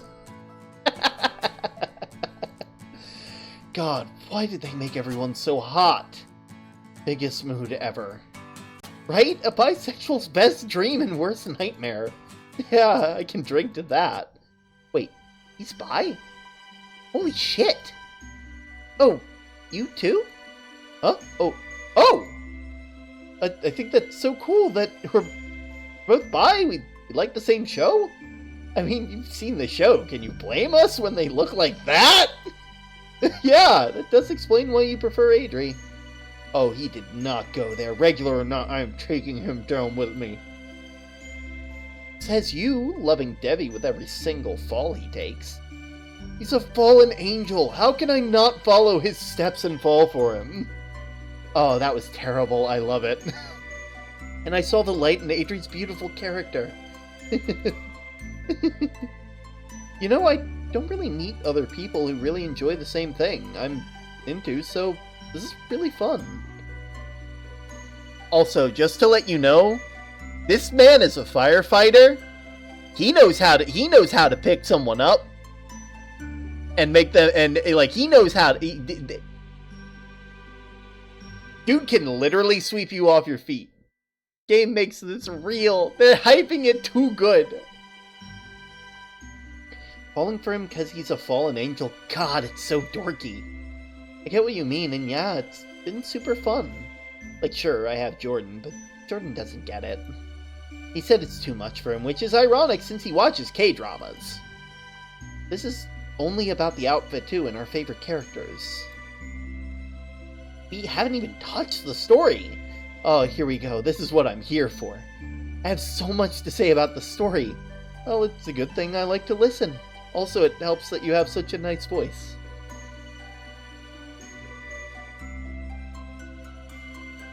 I hate to say it. he's literally the whole goddamn package. Thank you. What the hell was that, Eunice? I clear my throat to calm myself. From the corner of my eye, I see Sebastian rubbing the back of his neck anxiously. I mean, thank you. It's nice to know you don't mind me being excited about my favorite shows. It's hard not to think of Sarah calling me weird because of my interests. So it's nice to know it's actually liked by other people. It's really no problem. I just think it's really fun having a conversation with you that wasn't between a counter. Yeah, I think so too. It was nice to meet you in both of our downtime. Especially because he's a firefighter and spends most of his time at the station. So I'm really happy to have this lovely conversation about our favorite show. Also, he likes my voice? That's sweet to know. Where was he when I was dating Ben? Oh my god. My word. Apparently he was here, or at the station. Hey guys, sorry to break this up, but I need to talk to Sebastian for a sec. Oh, it's fine. One of your boys are in the toilets, and it's not a good scene in there. Oh my god. Is he alright? Yeah, but I cut him off, and he's probably gonna need a ride back. Yeah, sure. Mind if I say goodbye first? Of course. His friends are getting his stuff, so you have some time. Thank you, Eunice. I'm, sorry to cut our conversation short. It's okay. I heard what he said. You go and take care of your team. I understand. You're really sweet anyway. I would love to talk to you more about Blissful Mercy. I know this is really forward of me. Feel free to say no, but you mind if I have your number? I still need to show you my loaf pictures. I can't believe I forgot to ask about loaf pictures. Then again, we didn't talk about much about Muffin either. Only the Angel and Demon show. It was the most conversation I've had with someone. He's so funny with his stupid jokes. I really want to be his friend. Maybe something else too. Yeah, as if that could happen. Well, since you asked kindly, here. I wrote down my number in his notes app, smiling as he gave his number to me in return. Like I said, there's so much we need to talk about. Text me when you get home safe. What a gentleman. What a goddamn gentleman. I cry, but I love my gal. She's the whole package. That's always wonderful. I know at some point I'll probably put myself back out there, and we'll see where I go, because personally, like, it's been a while, and I wouldn't be surprised if I put myself out there if I didn't catch one or two things. You know, it's mainly just getting over that ace hurdle. You know. At the corner of my eye, I spot someone familiar. That. No, it can't be Helena. Besides, I'm likely to go home now anyway. I walked to my friends again, unsurprised. They were watching me with big grins and massive thumbs up. Oh my god, Eunice! Yes, I'm here, and I know you guys are probably watching me. Guilty as charged. Okay, so I know we had the whole talk, but I know what you say, and I'm not going to talk about it tonight. Besides, Nathaniel will be here any minute. Alright, but just between you and me, he couldn't stop smiling at you. What a night. Went so casual. Went to casual sudden meet-up to therapy session to meeting a regular from the cafe. Wonder how Sebastian's doing. Meow. Why am I not surprised you're up? Okay, princess. Wait, don't! Go on my lap. And she's asleep. You're so lucky I can sleep on the couch. Beep. Huh? Oh, it's Sebastian. Hey, just letting you know that was really fun talking to you, Eunice. Also, I hope you got back home safe. Don't worry, I got back home safe. Such a goddamn gentleman. I don't even know my sexuality, to be honest. I think I'm like demi-lesbian, or maybe I'm just demi. Who knows? Whatever label, that's the one thing I feel like a lot of people what's the word? I feel like a lot of people worry about the labels they assign themselves, because label feels like a word that, like, it feels like the word label feels like you put it on and you never change it, and if you're wrong, then everything is awful and you're sad forever. But the labels and identities that we create are more like fridge magnets. You can put them on and take them off as you see fit. If you like, you could fit all of the tried and true signs of being ace to a T. But if that doesn't quite feel right to you, if that name does, if you don't feel like you belong in that community, while I would probably say maybe check in on that, I would also say that it doesn't matter what you label yourself as, just so long as you are happy with who you are. You know? But again, Sebastian, you goddamn gentleman, texting to make sure that they got home safe. Did you get your friends home safe? Yeah, I dropped them off. I'm back at the bar just in case they still need me. That's really sweet, Sebastian. You're a great friend. Thank you. I need to sleep now, but take care, Sebastian. I hope you get home safe when the time calls for it. Sweet dreams. Sarah, I'm gonna take my break now, okay? Man, that lunch rush was rough. Blip! Huh? What does Sebastian have to say? I literally just saw him an hour ago. Answer me when you're not busy, but what's your thoughts on the first season? Also, the coffee was great as always. Really, really helped me wake up. I'm glad you enjoyed it. Oh, hey, I didn't expect a quick response. Well, it's not like I'm going to ignore your messages. Besides, it was a question I was preparing for since last night. Like, we couldn't talk at the cafe because we're so busy, but would it be too much to be direct and say I replied quickly because I wanted to talk to you?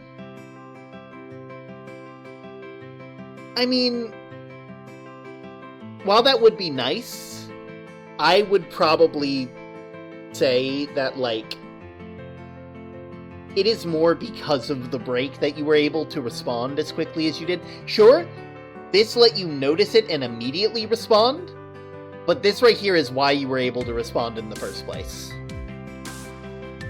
We'll take it easy, you know? I think it would probably be a bit too direct. I want to give him a good impression, so I'll calm it for him. Oh, I was just on break, so don't worry about it.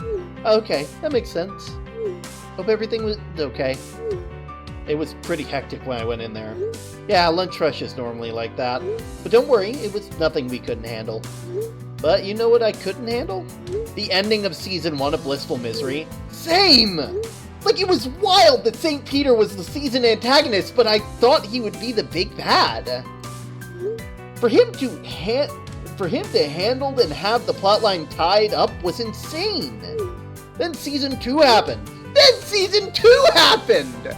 He's the goddamn package. Hot damn, I love him. Like, the last time a sequel blew me away was when I played Splat 2. Splat 2?! Wait, you like the Splat franchise? No way! We gotta stop having the same great tastes.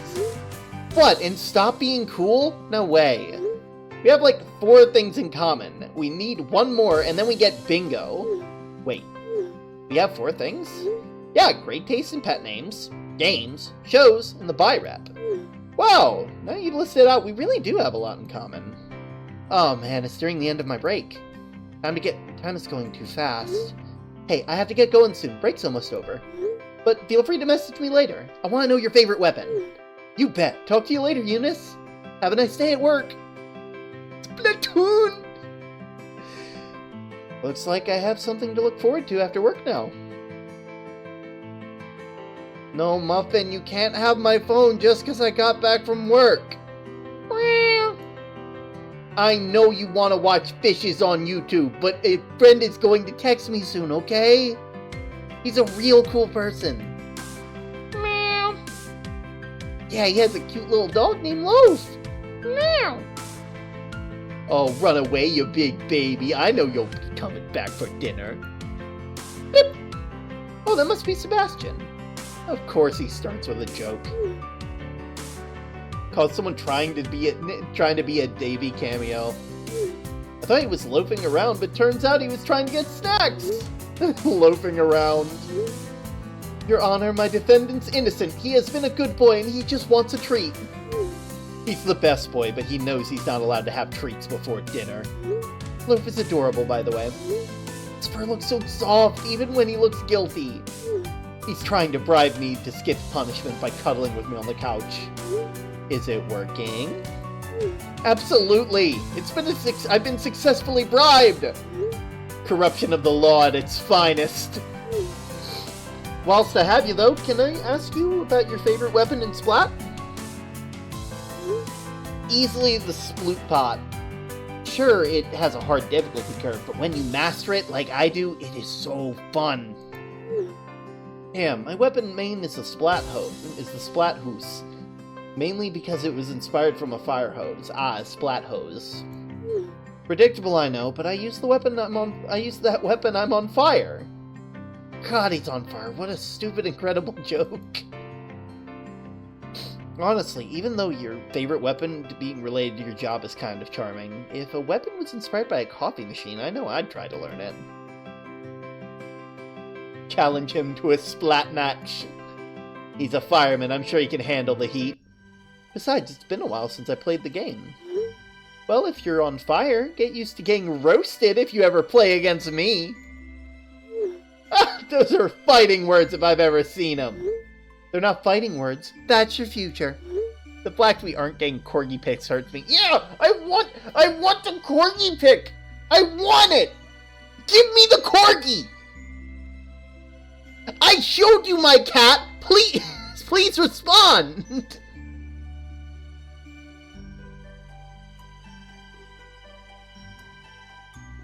Sure, as a firefighter you're familiar with your tools, but I play one of the hardest weapons in the game. I don't doubt that fact, that you can kick my ass and splat in a one-on-one fight. But let's say my arms are not for show. I princess carry the entire team in the proper match. I love how specific he is, like he can easily say carry, but no, he has to say princess carry. He's so ridiculous. Okay, I believe you can do that, but I'm too good of a player to be carried.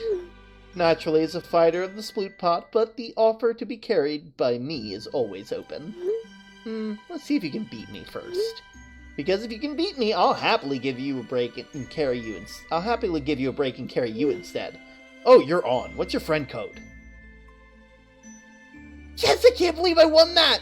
Man, I haven't had this much fun playing Splat in a while. We want the loaf. I want him. Give him here. Give him me! I want his picture! I know I shouldn't be surprised, but damn, he really can carry an entire team in a match. Support weapons and good team synergy is no joke. That doesn't matter though, because I won. Sure, it was first to 10 wins, because we're sore losers, and sure, it was practically neck and neck, but I won, and that's all that matters. Hey Sebastian, your defeat comes to a total of 220. I hope you enjoy the bitter taste because you just got served. I'm not even mad. That was a really good one.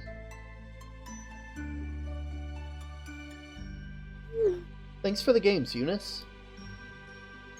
Oh.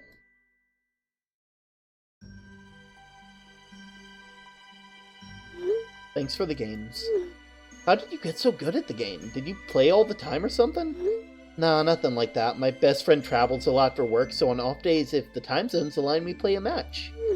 Really? So you two just play games all day? Not judging, by the way, just, like, surprised. Did I need to actually fix the commands. It's my commands list at some point. I really do. Because I'm pretty sure that commands list is outdated at this point. Ugh. I think I have, like, a Discord, a socials, a lurk, a clip command. I know the mods have a quote command. There's, like, a whole thing. I mean, yeah, he sightsees and bonds with his coworkers abroad, but if he's alone at a place he's been, or if the weather is shit, and and if we can make it, we play a game together. Not gonna lie, that's pretty smart. Probably saves him some money, too. What about you? How do you get good at it? I play it a lot with my brother before he went to uni. He's still getting his PhD, so outside of solo queue, I haven't played it much. I'm just looking for Discord. Oh, well, that's perfect then, because it is right there. Welcome to the Lighthouse. I do hope you enjoy your stay. I know we're going to be playing all kinds of Pride games this month. I believe the next one is called the Boss Fight. The final boss is my heart. Because I got pics on my Corgi for Corgi pick replacements. Yes! Yeah! Corgi pics. You must be proud of him. I am. I like the joke because I dropped out of uni, serving my uni time to top off his. Wait. You dropped out too? I guess we found our bingo! Yeah, I guess we did. I won't ask you why you dropped out, but I'm glad you're doing well now, Eunice. I can say the same thing about you. It's gonna turn out that they're both ace. I need to go to sleep, but seriously, thanks for the games. Playing all afternoon and night with you made my entire afternoon. Night, Sebastian. Night, Eunice. And I know you don't need it, but I hope you get your beauty sleep. Oh my god, what was that?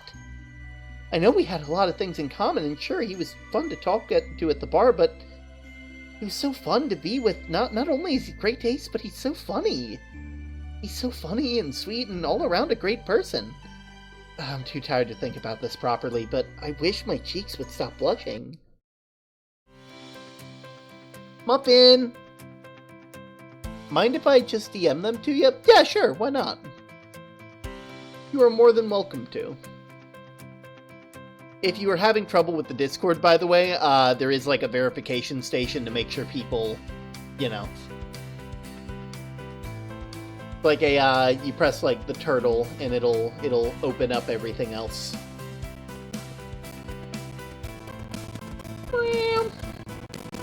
There you are, baby, come here. Oh, you're still upset about the bath, huh? Are you still sad to be baby? I'm sorry, baby, but Jordan is finally coming back here, and he needs cuddles. You don't want to be stinky for Tito Jordan, now do you? That's what I thought. Ding dong. Here comes your uncle. Muffin! Oh, my little princess, how are you? Did you miss me? I know you miss me. Hi, Jordan. Hope you had a safe flight. Oh, hi, Eunice. Nice cat you have here. Mind if I steal it with all the love and affection? Well, do you mind? Oh, shove off. Nice to see you back, Jojo. You can't be that mad at me for greeting Muffin first. Also, let me check something real quick.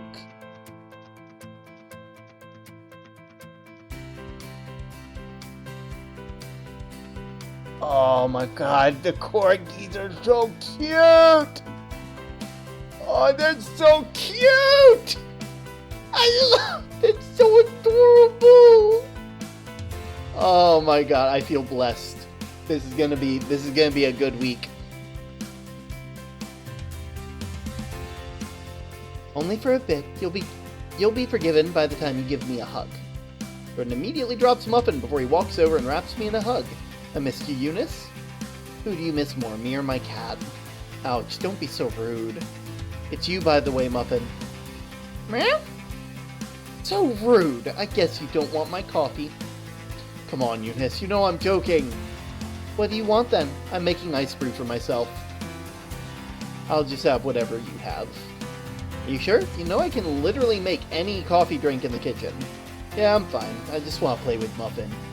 If you say so. Coming in ice cold for 2. Ice cold? Like when you hear people saying coming in hot but cold because iced coffee? That hits the spot. Better than any coffee in Singapore? Well, I wouldn't go that far. Rude. I'm joking. Muffin, save me! Muffin just left you to your fate. The princess has no time for my foolish mischief. If you wanted Infinity Train, you'll get his costume. Of course. I'm trying to remember his name. Why can't... My brain is drawing a blank. No, I can't be a fake fan. I watched it. I know I did. It was fancy. He was a king.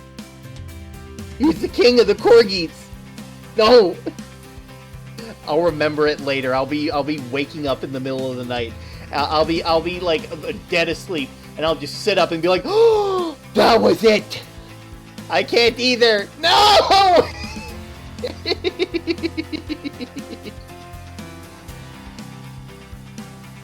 How have you been, though? No jet lag or anything? I have it a bit, but I'll be fine. Won't be leaving the country for a while, or at least I hope. Well, that's nice to know, but what about you? I know it's been a week or two, but I didn't forget about the issue you had. About Kristen's party? Why you're hiding from your family? I'm not saying you're overthinking, but I know that wasn't a logical decision. Ouch. I was perfectly sane when I made that choice. But were you okay? Jordan, it's me. If you can't say it to your best friend, who can you say it to? You're right. Take your time, Jordan. Eunice, I'm never going to be ready for it. That's why you have me, to help you be ready for it. Okay, what do you already know? Apparently, you made Tita Janelle cry, and Kuya Joseph is mad at you. You're not going to your Tristan's birthday because you're running away from your family. But that's from your words instead of anyone else's. Well, I'll be upfront and say why I didn't want to go to the party. Were you overthinking about something? Maybe. I'm actually not sure. All I know is that I wanted to avoid the drama at Tristan's birthday. Sure, he's 3 years old, so who won't even remember it, but he still doesn't deserve that. Think that Kuya Joseph is mad at you already? Yeah, and I have a feeling the reason he's mad isn't just about the party. Atticus! Atticus! No wonder I didn't remember. That sounds like a lawyer name. All of you book nerds will get that one. But I knew even if everything gets resolved in days or weeks, people will try to bring it up at the party. And you'll cause a scene if people push you. Everyone hates knowing the wrong gossip, so likely people will ask me what happened. Especially if I made my mom cry, which I didn't, by the way. Or at least I hope. What happened? She brought up having kids again, and me getting married, and the phone call we had. Oh. She says it's for my sake and for my happiness, but she doesn't get it. It's for her own vision of happiness. So I told her I don't want to have kids, that I don't want to get married at all. I practically came out as a romantic without calling it a romantic. How did that go? I like to call it quasi coming out, since I practically said I'm Arrow Ace without the label. Quasi coming out. I like that. But seriously, how did it go? Well, it started normally, like every other call. I didn't think much of it. She called me in the morning, and she wanted to know how I was doing with work in Singapore. Typical things, normal things, and she brought up Tristan's birthday. Talked about how excited she was, and she hinted how she's so surprised that Joseph had kids before I did. I told her I'm not interested in having kids, and she rebuked the idea. I know how you act around Tristan, so don't be scared of parenthood. One day you'll meet a lovely wife and be an incredible dad, and you'll be so happy. Maybe it might have been because I got propositioned the night before from an unprofessional client. Maybe it's because I just woke up. Either way, I came out and told her I never wanted kids. Told her I'd never want to get married either. I remember she asked me if I was serious about never having kids. She told me how she always thought I wanted to be a dad since I loved Tristan so much. But you never wanted to be a dad? Exactly. Why can't I just be the fun uncle? Just let me take the kid to football practice and the movies. If Kuya needs a break, I would look after Tristan if I'm in the country. Why is that not enough? Worst part about it, I feel like shit, not because I made her cry or whatever I did. It's because I don't regret it. I don't regret breaking her heart. Like, what kind of son am I for doing that? In fact, I'm happy I told her. I'm happy I don't have to hide it. Even if I never gave her the label, I'm glad I told her what my life is going to be like. So, just to be clear, you don't regret telling her you're Arrow Ace and possibly breaking her heart? But you feel like you're terrible son because you don't regret breaking her heart? Sounds about right. Just so tired, Eunice. I'm tired of being told to start a family or have a girlfriend. I'm tired, and that's the only way someone our age has to be happy, live a fulfilling life. Have you talked to her since then? No, that's why I'm avoiding the party. I'm scared to talk to her. I love my mom. Despite everything I love her. I'm scared of losing her, Eunice. Scared of losing everything. You want a hug? You went through a lot. Like, you're entitled to emotional constipation. Like a hug? A hug of emotional constipation? Compensation. An emotional compensation. I know what you meant, and yes, I would love to have one. Instantly I move towards him and wrap him in the biggest hug I can. I can't help but let out a sigh of relief as I feel him relax next to me. You'll be okay. I promise you, you'll be okay. So for those of you who weren't here at the beginning of stream, I'm just going to fill you guys in. Eunice and Jordan. Forgot his name for a second there. Eunice and Jordan both were in a relationship. They were basically like high school sweethearts, quote unquote, in the fact that that they were sat next to each other and everybody would basically tease them and were like, you guys would make a great couple, and they basically pushed them into it. And during their they went from being best friends to in a relationship, and realized as time went on that they really didn't like that.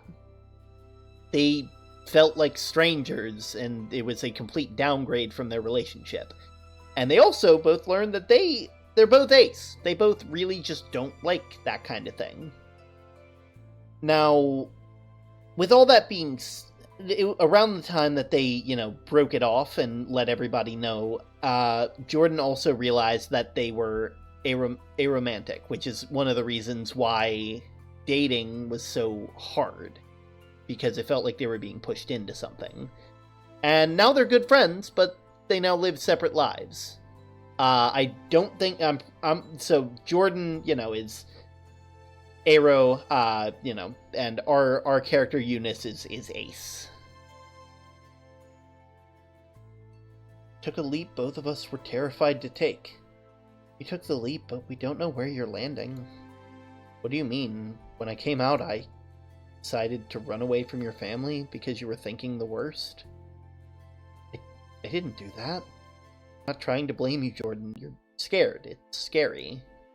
But you haven't talked to your mom ever since the phone call. Maybe she's just as scared as you. Maybe she just doesn't know what to do. She always wanted me to have kids. She always wanted you to be happy, Jordan. She'd always loved you. What about Joseph being mad at me? You're not going to his son's party. You had a fight with your mom. That's enough frustration to feel mad. Hell, maybe he might be confused too. I'm sorry to play devil's advocate, but I know you overthink and assume the worst. You did it when we broke up, and you're doing it now. You'll be okay, Jordan. No matter what happens, you'll always have my back. You're right. I can do this. But how do I talk to her? When do I talk to her? You can talk to them however you want, whenever you want. Phone, in person, through text, whatever. Whatever it will be, I'll help. As much as I want your help, I think this is something I should handle myself. So what's your plan? I think I'm going to go to Mom and explain things better. Hopefully nothing bad will happen.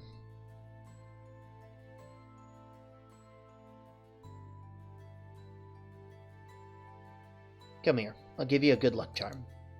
Instantly I pulled him in and gave him a squeeze. I felt his arms around me, holding me close like a plushie. I couldn't help but rest my ear to his chest and listen to his ancient beats calm down. Feeling better, Jordan? Better. Thanks, Eunice. I'll always be here if you need another one. I'll hold you to that. You'll be okay, Jordan. Trust me. I'll let you know what happens. Love you, Eunice. Do you think Jordan will be okay? Meow. He hasn't called me yet. Sure, it takes a while to drive to his mom's place, but still. I want him to be okay. I don't want him to be wrong about Tita Janelle. Sure, we're not on the best terms right now, but she cares a lot about Jordan. Meow. Thanks, Muffin. I needed that. Bzz, bzz. Jordan!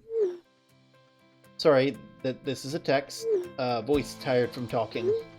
Are you okay? Yeah, I'm perfectly fine. Everything's fine. You were right, Eunice. She accepted you?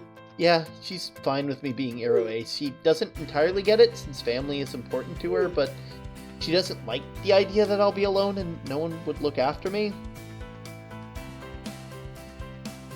But I told her that you'll always be by my side, and I'll always have my family. It helped her calm down, and yeah, all she ever wanted was for me to be happy. And I am happy. I'm glad everything is okay with Tita Janelle. What about Kuya? He came over too. He was honestly mad that I ditched the party without warning. Also, that it became such a huge thing of gossip in the community. Ugh. But it's not your fault rumors were spread. You were only the center of it. Yeah, I know, but I'll take the accusation just to shut him up. Anyway, we had to talk, had some drinks, and it was the same with Mom. Except he always said how I was always a bit weird, or something was wrong with me. Yikes, how is that the same thing? Because after I chewed him out saying there's nothing wrong with me, and a bit of shouting, he accepted me. You know how he's like. I honestly don't get what Casey sees in him. Because apparently he's a sweet man? Romantic love, it truly makes people blind. But yeah, after being a dick, he promised not to try and set me up again. It honestly went better than expected. That's because you always think the worst things, you overthinker. As if you can talk, idiot. But thanks again for everything. I love you, Eunice. I love you too. Call me if you ever need me. I'll be here in the country for a while. Well, there is something I need to tell you about. I just didn't want to share it whilst you had other issues going on. Hey, you helped me with mine, so let me help you with yours. Another day. A lot of things already happened today. Yeah, I can agree to that. Love you, Eunice. Good night. Night, Jordan. Don't worry, Muffin. Your favorite uncle is gonna be fine. I can't believe it's been a week since Jordan came back and then came out. Sure, it's only family who know, but even now I'm not used to it.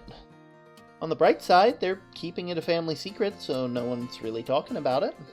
It also means no one is asking me questions if I knew about Jordan's identity. But more importantly, it means I don't find out if my favorite Tita or my cousins would hate me for being Ace.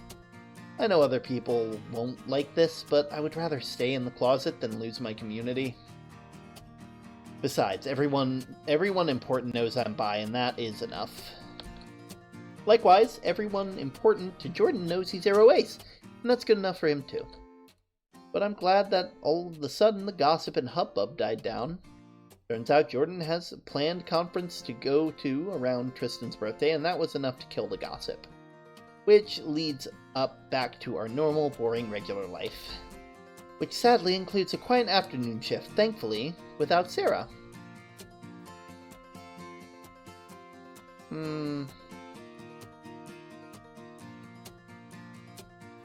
let's think about Sebastian. Let's not worry about this. Sebastian. If I can describe him in one word, it would be dork.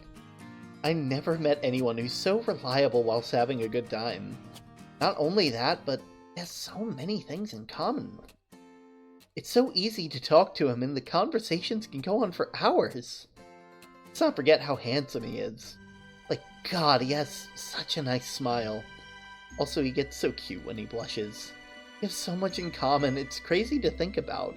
Which is great, because I love getting excited with him over shows and games. Also, he likes my voice, and he likes hearing my thoughts. It might be something simple for him, but I don't know how to describe how happy it makes me feel. Not to mention, he's so funny to be around. Just thinking about the stories he's told over text still makes me laugh. I'm really, really happy we became close so quickly. Honestly, I can't wait to learn more about him. And all I can think about is maybe coming out as Ace? Maybe? Not to everyone, obviously, and certainly not to my family.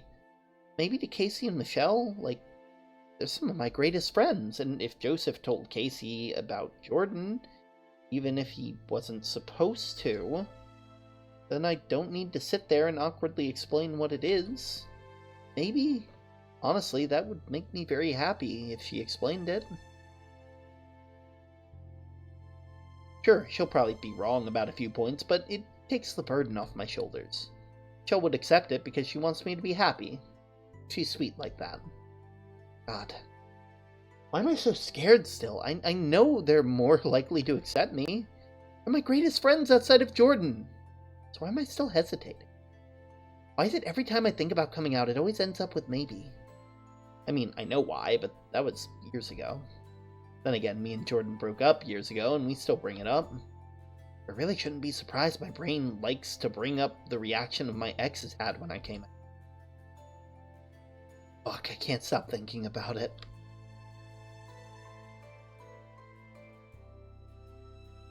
Stop thinking about it. Oh, but you can't stop thinking about it. Every time you meet a new person, every time you make a new friend, every time someone meaningful appears in your life, you have to think about it. Will they question you? Will they be accepting? Will they add you to... Will they be added to the list of horrible coming out stories? The anxiety never truly ends, will it?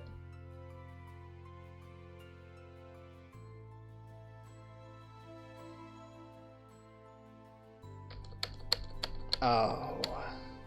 You're gonna force me to think about the shitty ex. No! Honestly, it wasn't just my shitty ex. It was the strangers in queer clubs and bars trying to get into my pants. It was from judging acquaintances that I lost contact with. It was from online spaces I no longer visit due to the abuse and the hate. When Jordan and I found our labels months after breaking up, it was the happiest we'd ever been. Not only did we understand ourselves, but we had a name. We had a community. Purple quickly rose to be my favorite color. I brought myself a black ring within weeks. For those of you who don't know,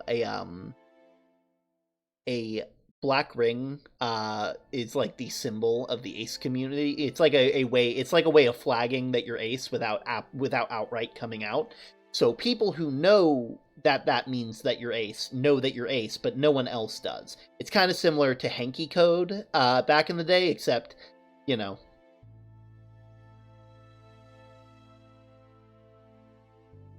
Jordan, being Jordan, overthinking and cautious, was hesitant to share a part of himself. Meanwhile, I held no reservations. Outside of family and friends, I displayed my asexuality wherever I went. It was part of my bio and social media. I told people when they wanted to take me home from the bar. Honestly, I thought I could handle the hate. I knew I was going to get hate. But nothing can ever prepare me for the isolation and exclusion. Yeah, it's like there's a lot of things like that all throughout the community. Like, I know, like, for a while, people were using, like, the different, like, suits in a deck of cards for, like, to mean different micro-labels. So, like, I can't remember what they are off the top of my head. I think, like, I think ace was, like, used for, like, gray asexuality, which is, like... But yeah, anyway. And actually, fun fact, I get to show something off about my model that I don't get to show people a lot. If I do this real quick... Oh god, I've been beheaded. You get... It's too much. But on my hand, you can actually see a ace ring. You know? Yonk did a good job making sure that, that everything looked... That, you know, my identity was shown on this. And even though I don't get to show it a lot, I'm really happy that it's there. And it's actually one of my... It's in one of my newer emotes now. It's like, yeah, in, oh, well... In, like, these little grabby emotes, one of the hands has a black ring on it. And it makes me really happy, you know? It's nice to have those small details. Makes me feel seen, you know? Even what's supposed to be safe spaces, more often than not, I had to defend who I am and why I deserved to be there. Not even touching the relationship after Jordan, the ex who only got with me to try and fix me. Even Jordan doesn't know everything about that. Sure, there were accepting people, I can never forget them. But on the worst days, those warm moments diminished into candle flame. Times have changed. There's more open aces. There's greater acceptance. The flag gets flown at Pride, something I didn't expect to see 5 years ago. Times have changed, but God, am I still so scared. Oof. That is... ouch. Because I know that feeling. I'm going to preface this with saying that a lot of my family and friends are... They mean well, but there is a universal feeling in the ace community when someone comes up to you. I'm gonna head off for the night, because lag is getting worse. But you have a nice stream. Thank you, Mum. Thank you, Mum Cinda.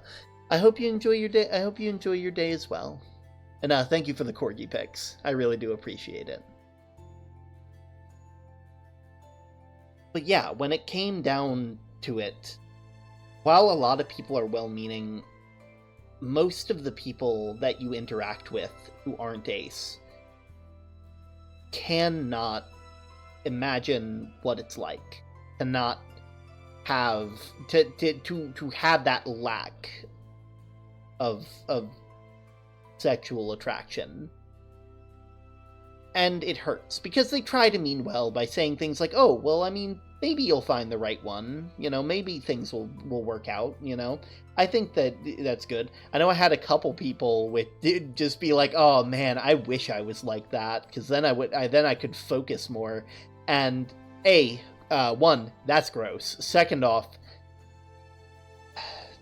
it's like, it's not, no.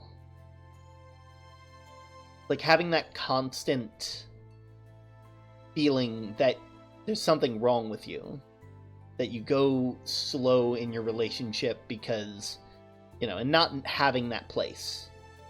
And in this scenario, having someone who claims they can fix you. I've seen way too many horror stories of people who, upon letting people know that they're ace, were more or less told, oh, you just haven't had the right one yet. Yeah, like, you're broken, basically. And you just need to know what a good time feels like. Basically tiptoeing the line of, for lack of a better term and for transparency's sake, statutory rape. Like trying to say that, like, oh yeah, you know, you just need to have a good time when someone doesn't want to have that. It's a whole thing. And it's sad that this is a universal thing. And then, of course, with, like, Pride. Because, like, it's nice to see ace people at Pride, and I love seeing it now. But the fact that it took so long, and that there's still people who don't think it's a real thing, people who think that the A in the LGBT community stands for ally, it just kills me. And it always hurts, because you get thrown into a bunch of things. Like, there's like that group, there's like these people who are like the LGB, who believe that anything past B isn't a real identity, or stuff like that, and they try to completely cut trans people, or they try to cut ace people, or you know, all of these different identities out of the LGBT plus community. And it hurts. Because, like, first off, so many people in the further parts of the acronym, so many of, like, the people who spearheaded the rights that people have today were part of those identities. And the fact that people essentially try to get acceptance and then try to kick the ladder down behind them, it just hurts. And it hurts even more when it comes to being ace, because you can't, like, way too many people will claim that you're not even part of anything. Ugh. Sorry, that was a big rant that I feel like I needed to go through, because I hate that. Enough overthinking. Oh my god, it's Sebastian! Thank God! I didn't expect to see you here again. Hey, Eunice, are you busy right now? I mean, I'm free right now. Is everything okay? Yeah, everything's fine, don't worry. Just wanted to ask you something. Sure, what's up? Well, I think you're incredible, and you're a great person, and I had so much fun talking to you, and I know there's this cool arcade out of town. You think you and I could go there sometime? As a date? Oh. Oh no. When did he start liking me? Am I even ready for a relationship? Am I even ready to try coming out again? You don't have to say yes, by the way. I'm perfectly fine to be friends. I just didn't want to regret never shooting my shot at least once. Can I come back to you on this? I'm sorry. This came to me as a huge surprise, but it's nothing against you. You're a really great guy, Sebastian. Yeah, it's okay. Take all the time you need. I'm gonna head off now. Take care, Eunice. See you. Fuck. God, what the fuck was that, Eunice? Hey, Jordan, come to my place. Eunice, you doing okay? I need my best friend right now. Are you getting it? Are you getting him? You're going to be okay, and you're getting him. You're going to be okay, Eunice. Love ya. Thanks for coming on such short notice. It's no problem. You need to talk, right? I need to collapse on myself, yeah? You remember me telling you about how Sebastian, one of my regulars? Yeah, he's like the irregular regular. Did you know? Yeah, did you know when he first became the irregular regular, it was because I saw him at 8 a.m.? Every couple days, then absence, then he'd appear around 8 a.m. just silently getting the same drink. Oh yeah, you told me about how he always got the drink but never liked it. Yeah, it wasn't until we had a slow morning and we had small talk I convinced him to get a sweeter drink. The next thing I knew, he gets a sweeter drink and gave me tips. Sometimes he does forget his order, but honestly that's fine since I always give it to him. Why did you bring him up, though? I'm trying to pinpoint how and when he caught feelings for me. Oh well, doesn't everyone get a crush on their barista? Not everyone. Okay, but you know what I mean. Honestly, I have no idea, and I know you don't either. You're just guessing. I said that because multiple people confessed to you, even coworkers from past jobs. This one's different. And this is why I'm here, so what's up? Why is this one different?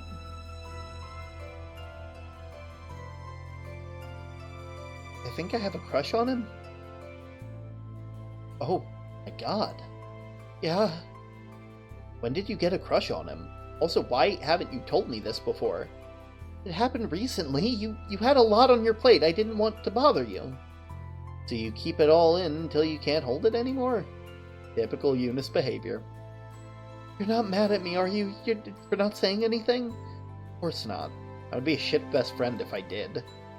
But I do want to know how in the world this all happened. It's a long story. Then tell me your favorite parts. God, what are my favorite parts? It can't be all of them, even though it's true. I'll just figure it out as I go along. Well, we met at a bar and we exchanged numbers. Is that your favorite part? A typical meet cute like in Korean dramas? Oh my God! Hey, usually they're the one making these stupid jokes while I'm in a crisis. So forgive me if I'm not doing it right. You're doing fine, but no, my favorite moment was how we texted each other non-stop. Like when we met, we knew we had things in common, like being fans of Blissful Misery. Oh no, there's two of you. Oh, it gets worse. He has a quirky named Loaf. Christ, no wonder you fell for him. Shut up! Anyway, not only he's really funny, but he doesn't mind being goofy with me. Like we were talking about Splat because he also plays that too, and he joined me me trying to roast each other. It was so fun, and he's just a blast to be around, and God, there's so much I can say. But deep down, I just want to get to know him better. I want to keep talking. I think it's cool how you guys have so much in common. Right? Like, even outside of those common things, he's more than that. When he blushes and gets happy, he puts his hand behind his neck, like he's reliable to the people around him, and he cares a lot about them too. He doesn't judge people, and he pays attention to me when I talk.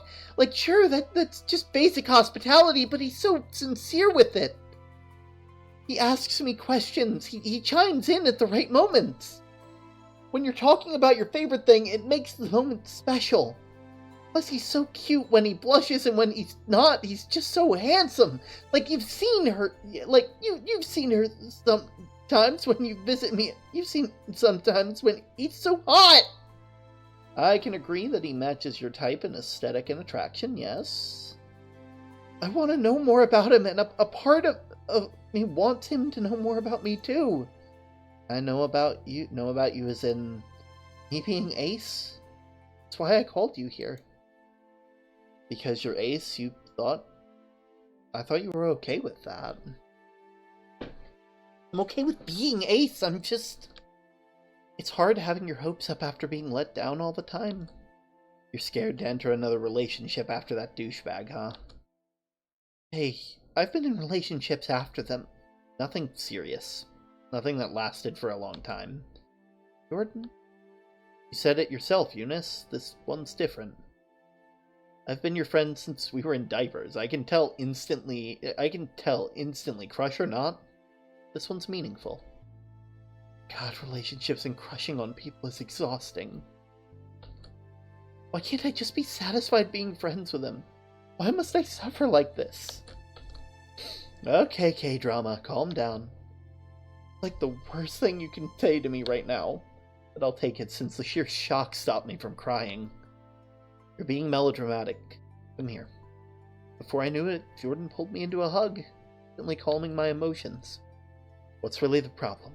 I know it's not because of you having a crush or wanting a relationship.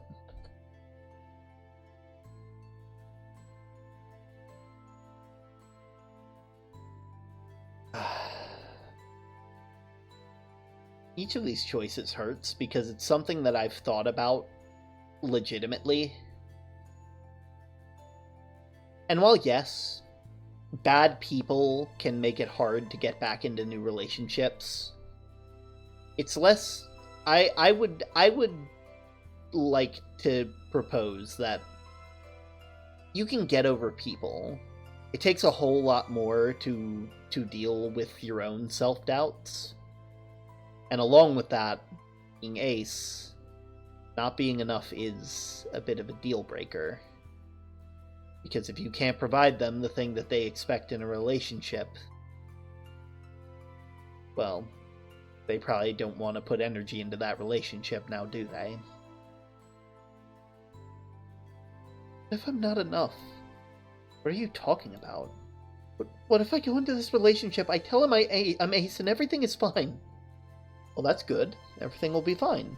But later on, what if I start to feel like I'm letting him down? Letting him down in what? In sex? The lack of sex? Sex was often the deal breaker for many. Could have been relationships. What if he changes his mind later on? What if that's the only thing that we argue about? Eunice, you shouldn't feel pressured into having sex. I know that, Jordan. I know that. This is something I struggle to tell you about. I don't think you'll fully get it because you're so confident in where you are on the spectrum.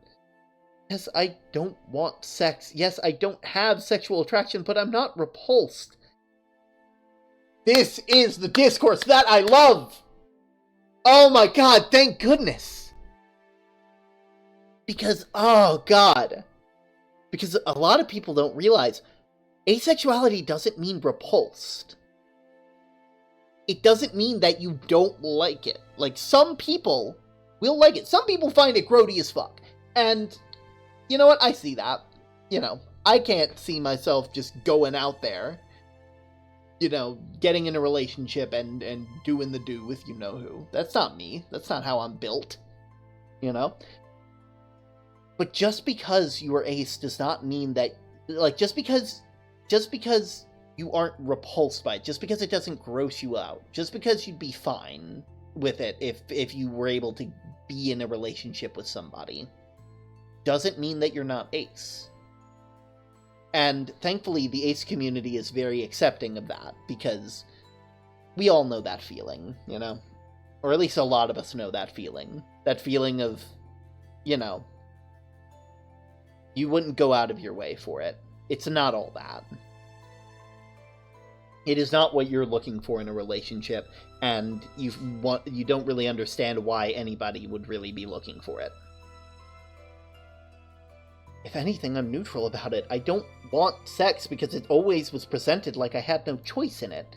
Every relationship I've been through fell apart because sex was expected, but saying no, all I really did was delay the inevitable until we break up.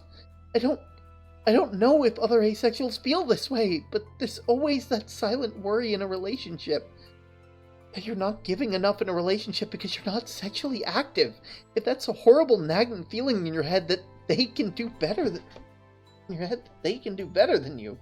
I wish I didn't think like this, but God, it's always been a struggle to get out of it. Hell, what if I do find him sexually attractive, but I don't want to engage? Like, how do I even deal with that? Would my exes be right? Am I a shitty person who's holding back for selfish reasons? Eunice, are you okay? I... Before I knew it, Jordan pulled me into a deep hug, and I felt fresh tears against his shirt. Shh, it's okay. You're okay. I don't know when I started crying. I can't tell me that's okay. Whatever this is, it's a lot. I can see that. But I want you to know, as your ex, you were more than enough. We're never lacking in any way, shape, or form. Whatever is going through your head, I'm sure Sebastian isn't like that. You don't know that. But you know him better than I ever will. You think he's the sort of person you see in your head that's going to make you cry? I hope he's not. I like to hope he's better than that. Then believe in that hope, Eunice. Believe in the kindness Sebastian showed you. But what if... He fell for you first, Eunice. He saw something in you that made you desirable. He made the choice to ask you out because he didn't want to regret it. You're more than enough, sex or not, ace or not. You deserve someone who treats you right and makes you happy. If he suddenly gets cold feet because you're ace, then that's his loss. Because you're the most incredible person I've ever known. Thank you, Jordan. I really needed to hear that. Anytime, Eunice. I believe in you.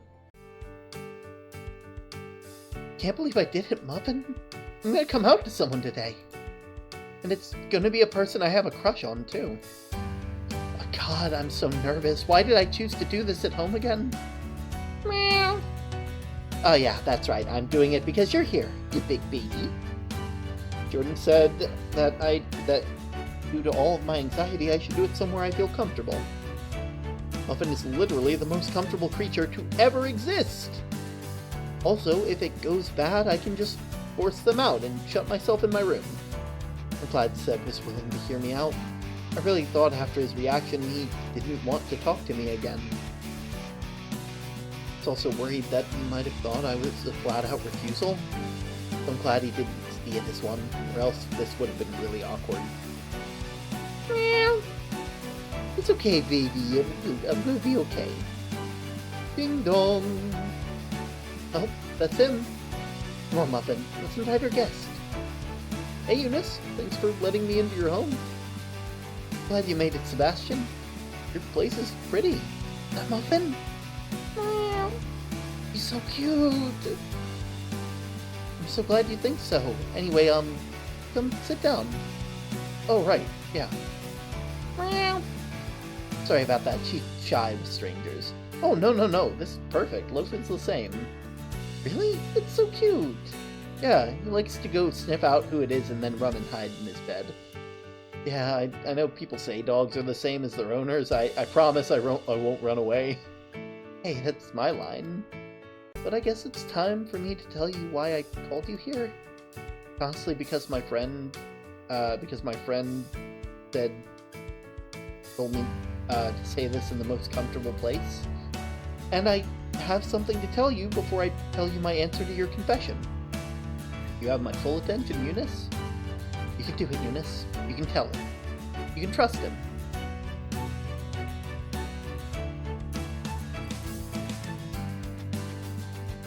I'm Ace Sebastian. I don't have any sort of sexual attraction to anyone or anything, and I also don't feel comfortable doing that act with other people.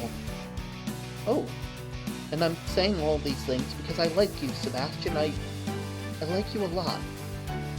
Oh, you mean want to date me? If you're okay with me being Ace and not having that, oh, I'll admit that this is new. Like, I've never been in this sort of relationship before. Sex is a deal breaker, I understand, but it's not a deal breaker. It's just new. It's not? No, I like you a lot more than I like sex, Eunice. Oh, did I say something bad? I'm sorry. No, it's fine. No one's ever said that to me before. Well, it's true. I like you more than that. I like your voice and how excited it gets when you're passionate. I love how playful you can be with your jokes and the like gamer roasting. When you smile, you close your eyes and it reminds me of how cats show when they're happy. It's honestly really cute. You see yourself when you smile. That's cute.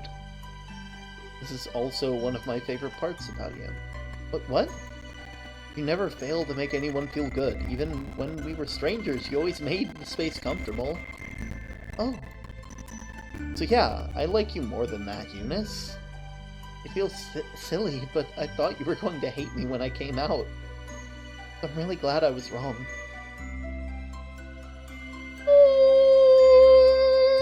Oh, it's so cute! Oh, it's adorable! Now I have a really cute, nerdy boyfriend. Oh, I guess you do. You're so cute when you blush. Well, it must be adorable because you're making it worse. Do you want some coffee? Maybe, later on I can teach you how you can win a match against me in Splat. I would love that, Eunice.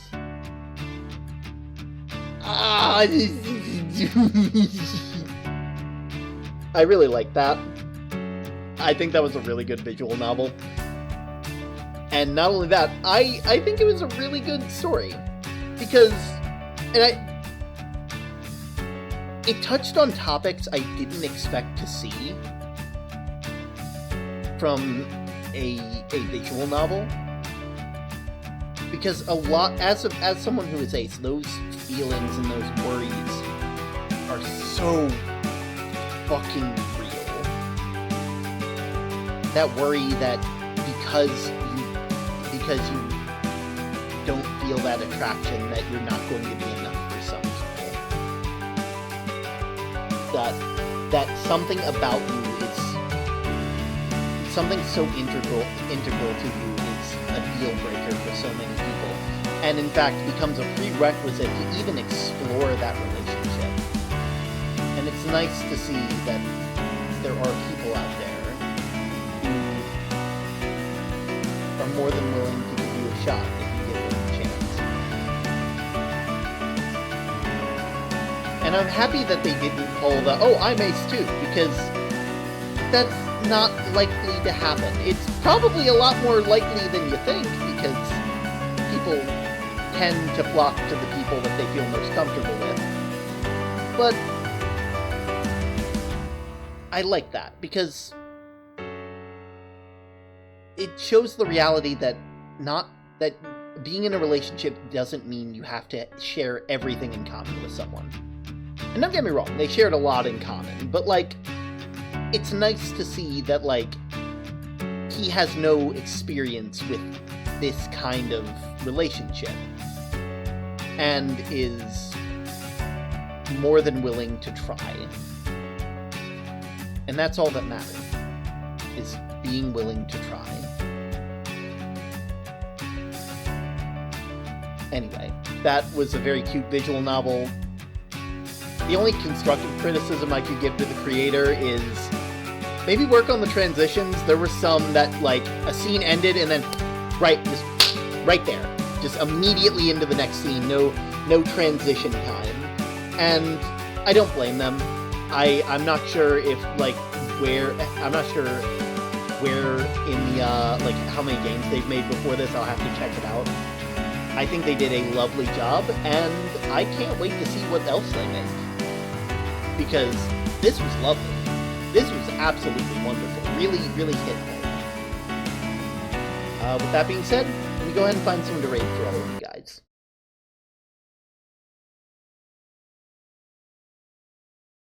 There we go, and we'll just quickly find someone. I'm sure I can find someone to raid. Let's see.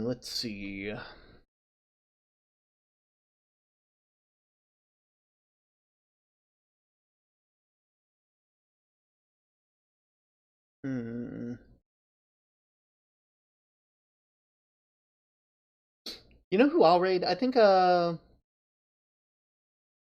raid Starfish King. I haven't raided him in a while. They're currently doing some art. I'm assuming they're prepping for Art Fight like everyone else is. This is actually going to be my first year trying out Art Fight. I hope I do good, because I've never done it before, and so I don't quite know how everything works. I know there's something about attacking the other team and making art and stuff with characters, but I'll figure that out later. I'll probably ask Sky or someone, just being like, hey, how does this work? Because they have a lot more stuff with that than I do. But with that being said, as you all know, I almost put the King Starfish instead of the King of Starfish. As you all know, I have social medias everywhere. Just about. I actually recently found this really neat way to post to all of my socials at once through, like, one app, which I'll probably share if any of my fellow content creators are looking for something like that, because it seems really useful. Maybe a tiny bit limited depending on scope, but I think you guys would like it, you know.